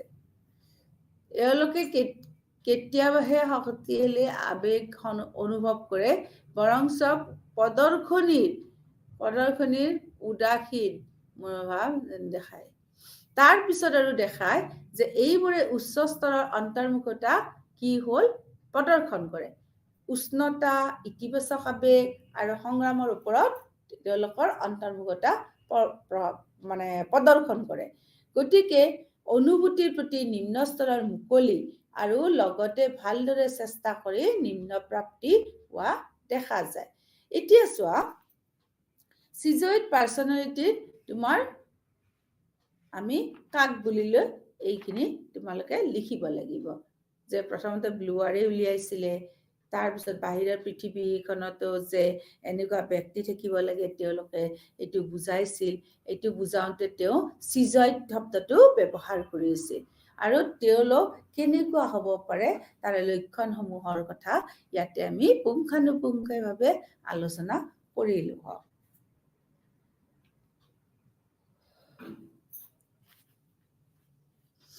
এতিয়া কাৰকসমূহনো কি কি আমি চাব লাগিব। 8.4.1 আছে যে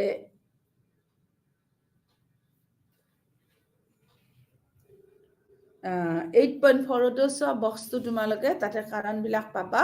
তাতে কি কৈছে যে বন্ধুত্বপূৰ্ণ প্ৰণালীত এক প্ৰকাৰৰ ক্ষতিৰ বাবে সামাজিকতাত ব্যাঘাত হ'ব পাৰে। শৈশৱৰ লাজলজেও কিন্তু এক প্ৰৱণতামূলক কাৰক হিচাপে কাম কৰিব পাৰে। শৈশৱৰ উৎপীড়ন আৰু অৱহেলা চিজয়েড ব্যক্তিত্বৰ কাৰণ হ'ব পাৰে। তাৰপিছত চোৱা, অটিজিম থকা শিশুৰ মাতৃ আৰু পিতৃৰো কিন্তু এই বেমাৰ হোৱাৰ চিজয়েড পাৰ্চনেলিটি ডিজঅৰ্ডাৰ আমি দেখিবলৈ পাইছো। কাৰণ এটা সম্ভাৱনা আছে আৰু এক নিৰ্দিষ্ট জৈৱিক বিকাৰে চিজয়েড ব্যক্তিত্বৰ ভূমিকা আমি পালন কৰা দেখিবলৈ পাওঁ। আৰু জ্ঞানীয় তাত্ত্বিক কিছুমান আছে, তেওঁলোকে কয় যে অটিজিমৰ কথাটোতো আছেই, তো জ্ঞানী তাত্ত্বিকসকলে আকৌ কয় এই ব্যক্তিসকলৰ ক্ষতিগ্ৰস্ত স্কিমবোৰ তেওঁলোকক স্বাৱলম্বী হ'বলৈ আৰু আনক হস্তক্ষেপ কৰা লোক হিচাপে তেওঁলোকে নাচায়, কিয়নো তেওঁলোকৰ কাৰ্ডখনে আছে যে স্বাৱলম্বী হৈ পেলাই একাকী হ'ব লাগে। তাৰপিছত শেষৰটোত কৈছে যে চিজয়িত ব্যক্তিসকল অকাৰ্যকৰী বিশ্বাস হৈ আছে যে কি মই সদায় অকলশৰীয়া, এই পৃথিৱীত আহিনো কি কৰিম, আমি সদায় অকলশৰীয়া। গতিকে এইকেইটা পইণ্ট তোমালোকে মনত ৰাখিবা। Schizoid personality disorder.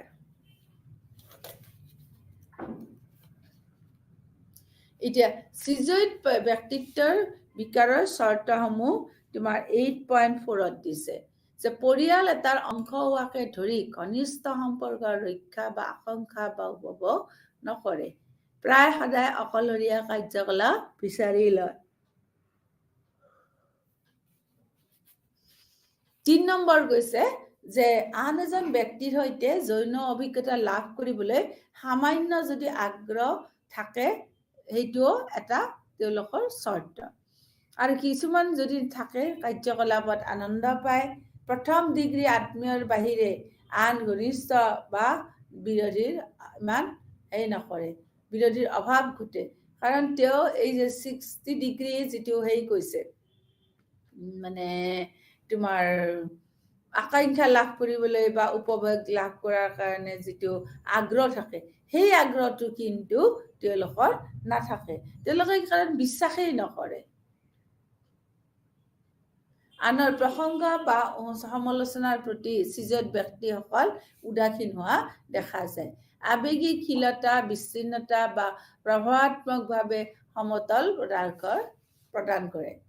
তাৰপিছত চিকিৎসা থেৰাপি কি আমি ল'ব পাৰোঁ, যে চিজয়িত পাৰ্চনেলিটিৰ কাৰণে থেৰাপি কি হ'ব পাৰে।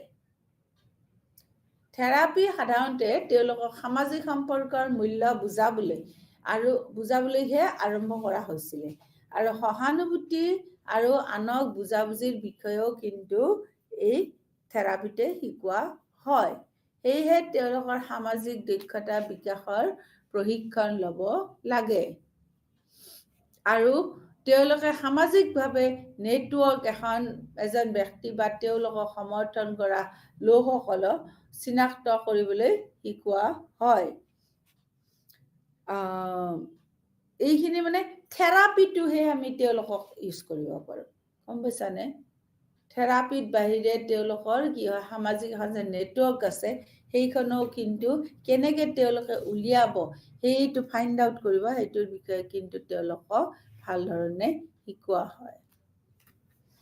এতিয়া চিজয়িত পাৰ্চনেলিটিৰ চেক ইয়ৰ প্ৰগ্ৰেছত দিছে, তোমালোকক চোৱা। DSM-5ৰ মতে চিজয়িত পাৰ্চনেলিটি বুলিলে কি বুজা।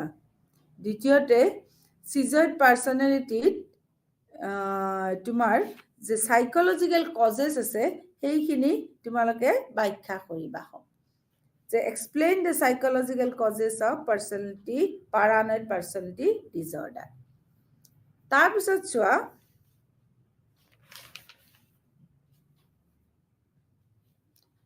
চিজোটাইপেল ব্যক্তিত্বৰ বিকাৰনো কি।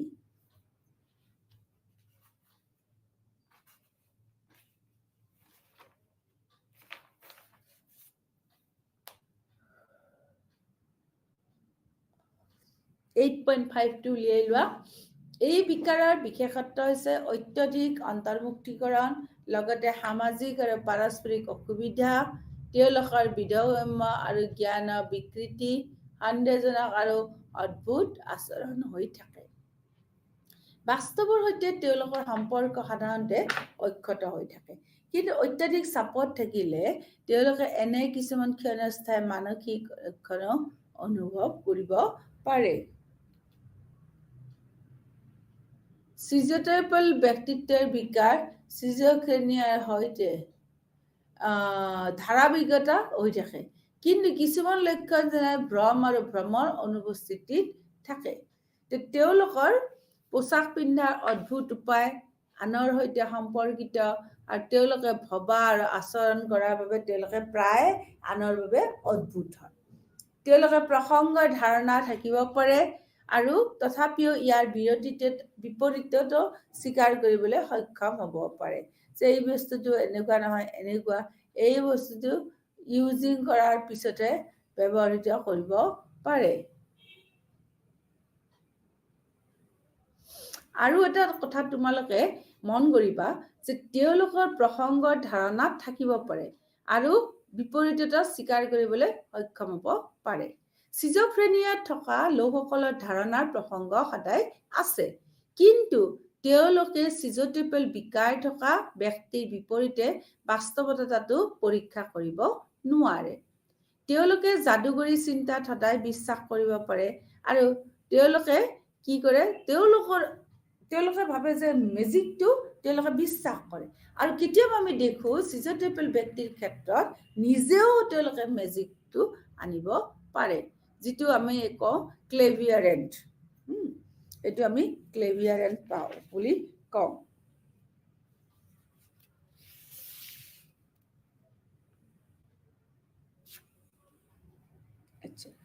তাৰপিছত তেওঁলোকে যে অপ্ৰত্যাশিত ধাৰণামূলক অভিজ্ঞতাৰ প্ৰতিবেদন থাকিব পাৰে, কিন্তু অত্যাধিক বোধগম্যৰ বিকৃতি নাই। তাৰপিছত চোৱা, তেওঁলোকৰ ব্যক্তিত্বৰ বিকাৰক চিজোফ্ৰেনিয়াৰ এক ক্ষীণ প্ৰকাৰ হিচাপে বুজা গৈছে। চিন্তা, কথা কোৱা আৰু অন্যান্য আচৰণত অদ্ভুততা আৰু বিসদৃতা হৈছে চিজোটিপেল ব্যক্তিত্বৰ বিকাৰৰ আনুষংগিক বৈশিষ্ট্য। অপ্ৰত্যাশিত বিশ্বাস আৰু অভিজ্ঞতা, অদ্ভুততা আৰু জ্ঞানীয় আৰু বোধগম্য বিভাজনৰ নামেই হৈছে দিশবিলাকেই হৈছে চাইজোটিপিয়াৰ দিশ। এতিয়া আহা চাইজোটিপেল ব্যক্তিৰ বিকাশসমূহ। চাইজোটিপেল ব্যক্তিৰ চৰ্তনো কি আছে? যে প্ৰসংগৰ ধাৰণা, আইডিয়াজ অফ ৰেফাৰেন্সেছ। কেতিয়াবা প্ৰসংগৰ ভ্ৰান্তি ধাৰণাটো বাদ দিও কৰা হয়।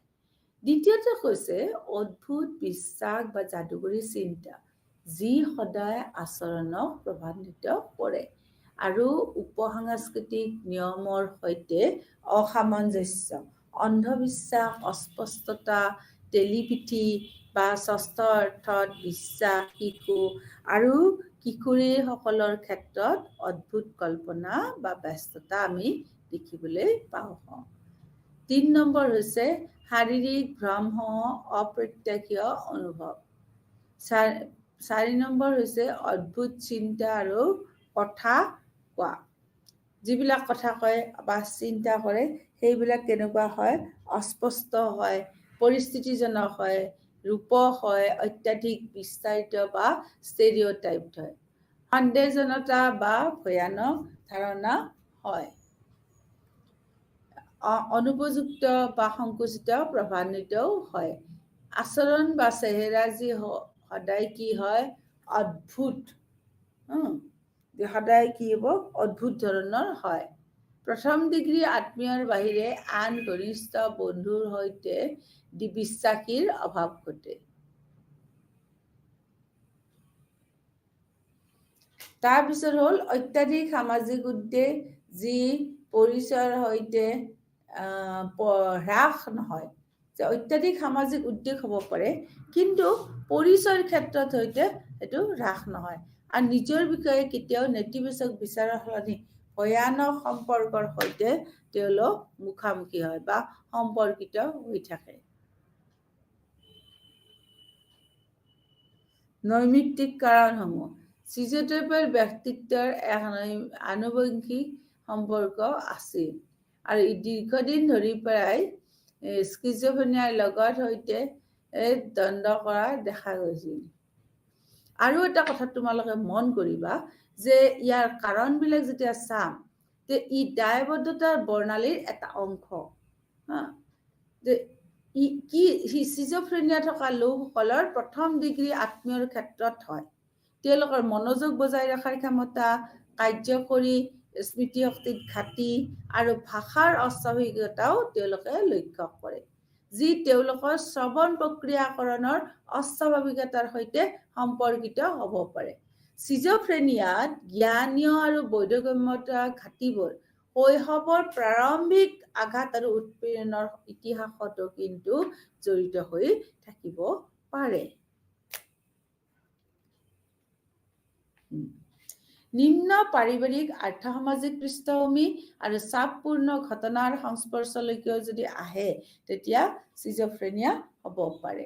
এতিয়া চিজোফ্ৰেনিয়াৰ কাৰণসমূহ কি হ'ল যে বহুদিন ধৰি আনুবংশিক সম্পৰ্ক এটা যদি দীৰ্ঘদিন ধৰি থাকে তেনেহ'লে হ'ব পাৰে। দ্বিতীয়তে কথা হ'ল যে মনোযোগ বজাই ৰখাৰ ক্ষেত্ৰত আৰু কাৰ্যকৰী স্মৃতি শক্তিত ঘাটি, ভাষাৰ অস্বাভাৱিকতা আছে তাৰ সৈতে সম্পৰ্কিত হৈ থাকে।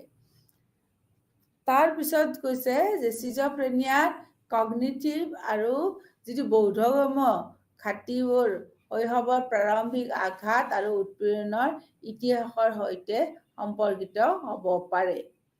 নিম্ন পাৰিবাৰিক আৰ্থ-সামাজিক পৃষ্ঠভূমি আৰু চাপপূৰ্ণ ঘটনাৰ সংস্পৰ্শলৈ অহাৰ বাবেও ই অৱদানকাৰী হিচাপে চিহ্নিত হ'ব পাৰে। এতিয়া চোৱা চিকিৎসা। কেনেকুৱা মানুহক আমি চিকিৎসা কৰিব পাৰিম? যে সাইজেটিপল ব্যক্তিত্ব থকা 32 পৰা 50% লোকক ডাঙৰ হতাশা ৰোগ নিৰ্ণয় চৰ্ত পূৰণ কৰা। সেয়েহে তেওঁলোকৰ চিকিৎসাত ডাঙৰ হতাশা থকা লোকসকলক দিয়া চিকিৎসা মানে ল'ব নালাগে। আৰু এটা কথা মনত ৰাখিবা যে মিশ্ৰণ হিচাপে যেতিয়া বিকাৰগ্ৰস্ত লোকসকলক চোৱা যায়, এণ্টিচাইকোইক, সাময়িক চিকিৎসা আৰু সামাজিক দক্ষতাৰো প্ৰশিক্ষণৰ ব্যৱহাৰ কৰা হৈছে। দেখা যায় যে এই পদ্ধতি ব্যৱহাৰ কৰিলে লক্ষণবিলাক হ্ৰাস হয় বা পিছলৈ হয়তো চিজোফ্ৰেনিয়াটো নোহোৱা হৈ যাব পাৰে। এতিয়া ছাত্ৰ-ছাত্ৰীসকল মন কৰিলা যে এতিয়া আমাৰ ভাগবিলাক আমি এটা এটাকে পালোঁ। যে চেকিয়াৰ প্ৰগ্ৰেছত তোমাৰ কি দিলে যে কেৰেক্টাৰিষ্টিক্স অফ চিজোটিপল পাৰ্চনেলিটি ডিজঅৰ্ডাৰ, আৰু তাক তুমি ট্ৰিটমেণ্ট কৰিবলৈ আমি কি ল'লোঁ যে ট্ৰিটমেণ্ট কৰোঁতে আমি সাইজেটিপল ব্যক্তিত 30 পৰা 50% লোককহে ডিপ্ৰেশ্যনত যোৱা দেখোঁ চিজোটিপেটেল থকা, আৰু নোযোৱাবিলাকক কিন্তু আমি চিকিৎসা কৰিব পাৰোঁ। নোযোৱাবিলাকত চিকিৎসা কৰিব লাগিলে এণ্টিচাইকোইক ঔষধ বা সাময়িক চিন্তাধাৰা আৰু সামাজিক দক্ষতাৰ আমি ব্যৱহাৰ কৰিবলৈ দিব পাৰোঁ। আৰু এতিয়া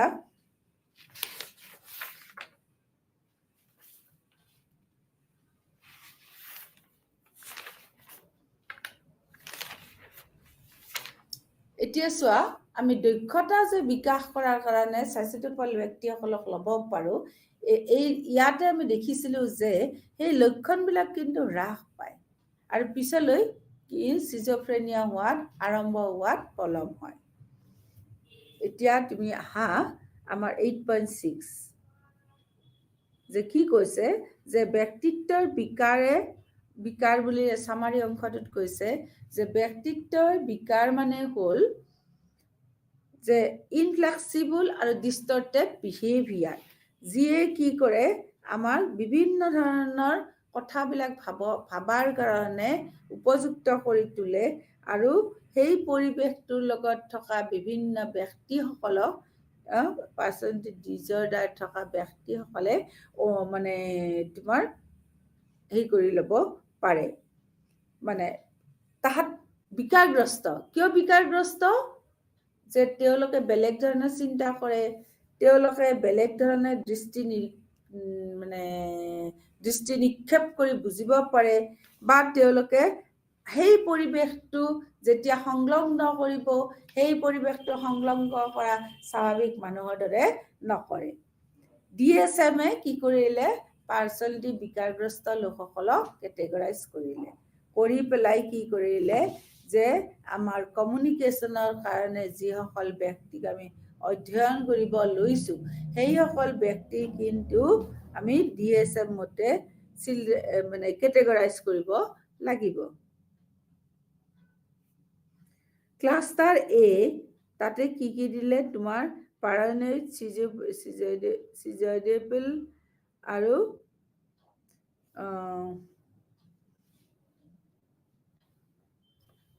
এই যে ক্লাষ্টাৰ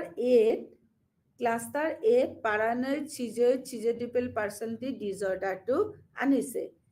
যে এই ডিজৰ্ডাৰটো আটাইতকৈ দৰকাৰী কথা হ'ল তেওঁলোক এচেন্ট্ৰিচিটিছ অৰ অডিটিছ।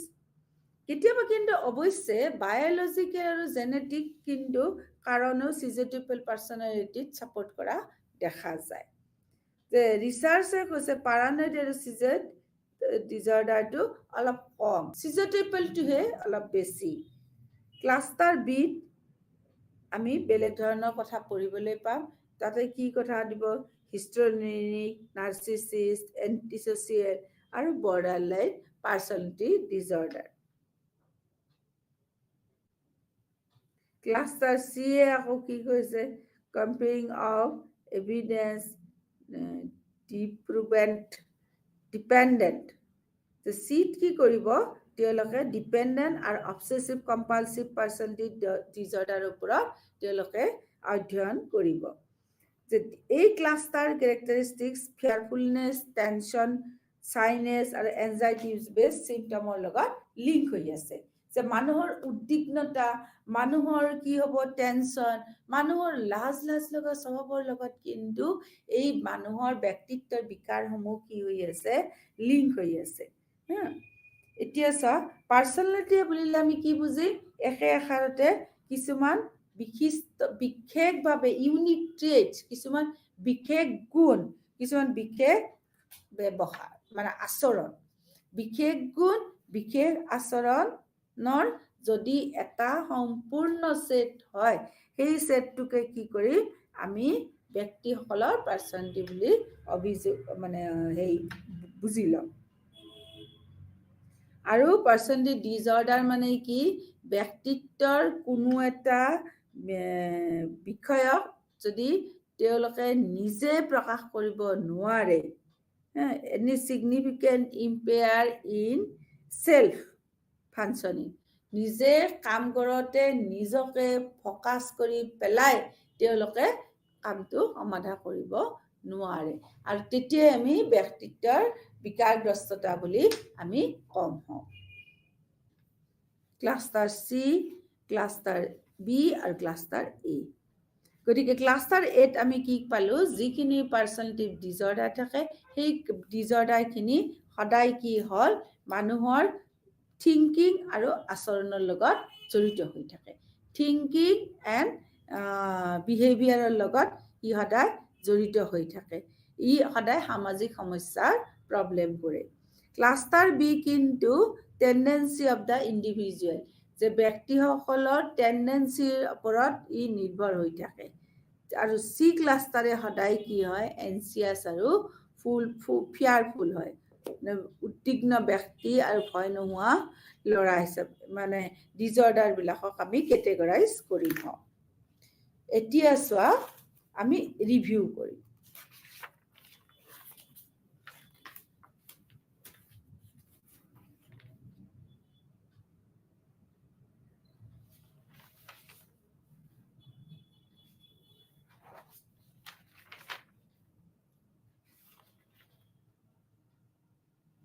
আচ্ছা, পাৰানয়ডটো তোমালোকে বুজি পালা।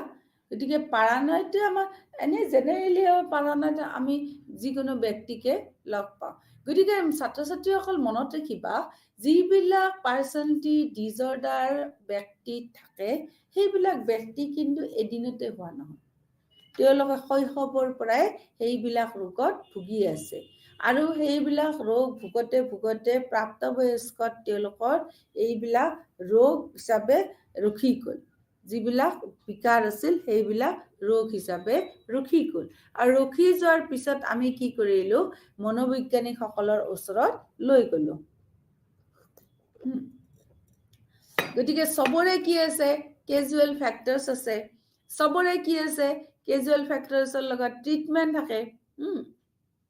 গতিকে আমি এই তিনিটা ভাগত যে চিজইড পাৰ্চনেলিটি, পাৰানয়েড পাৰ্চনেলিটি আৰু চিজোটিয়েল পাৰ্চনেলিটি তিনিটাই আমি বিশদভাৱে আলোচনা কৰিলোঁ। পাৰানয়েড পাৰ্চনেলিটিটো আমি কি পাইছিলোঁ, কেজুৱেল ফেক্টৰ্ছ পাইছোঁ, চিজইডতো কেজুৱেল ফেক্টৰ্ছ পাইছোঁ, আকৌ চিজোটিয়েল পাৰ্চনেলিটিটো আমি পাইছোঁ কেজুৱেল ফেক্টৰ্ছ পাইছোঁ। কিন্তু কেজুৱেল ফেক্টৰ্ছ পালেই আমি এৰি দিব লাগিব নেকি? কেজুৱেল ফেক্টৰ্ছ পালেও আমি কিন্তু তাৰ চিকিৎসা কৰিব লাগিব। তো বেছিভাগ লোকক বিশ্বাস কৰিব নোৱাৰি আৰু বেছিভাগ লোকসকলে ক্ষতি কৰিবলৈ আছে বুলি বিশ্বাস কৰাৰ ওপৰত গুৰুত্ব দি পেলাই আমি সেই কৃতিপূৰ্ণ চিন্তাধাৰা, তেওঁলোক ব্যক্তিত্বৰ বিকাৰগ্ৰস্ত লোকসকলৰ কি চিন্তাধাৰাবিলাক নৰ্মেল স্বাভাৱিক নহয়। তেওঁলোকে আনৰ কথা মানে সদায় কৃতিপূৰ্ণ হিচাপে তেওঁলোকে ভাবে। গতিকে তাৰ ওপৰত কি কৰিব লাগিব? মনোবিজ্ঞানীসকলে প্ৰত্যাহ্বান জনাব লাগিব যে নহয়, আমি সেই চিন্তাধাৰা, যিটো কৃতিপূৰ্ণ চিন্তাধাৰা আছে, সেইটো আমি নোহোৱা কৰিম। আৰু তাৰ কাৰণে আমি কগনেটিভ কিছুমান থেৰাপি ব্যৱহাৰ কৰিব লাগিব।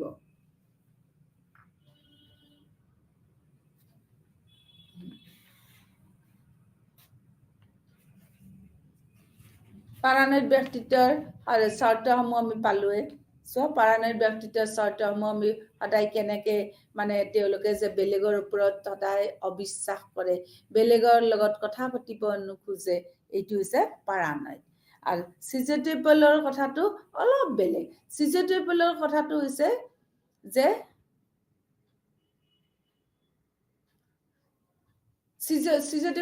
চিজোটেবলৰ কথাটো হৈছে তেওঁলোকৰ সামাজিক নিৰ্লিপ্ততাৰ এটা আৰ্হি আৰু আৱেগিক অভিব্যক্তিৰ এক চৰম সীমাবদ্ধৰ পৰিসৰ আছে, যে যি সদায় কি কৰে সমাজৰ পৰা তেওঁলোক বিচ্ছিন্ন হৈ থাকে।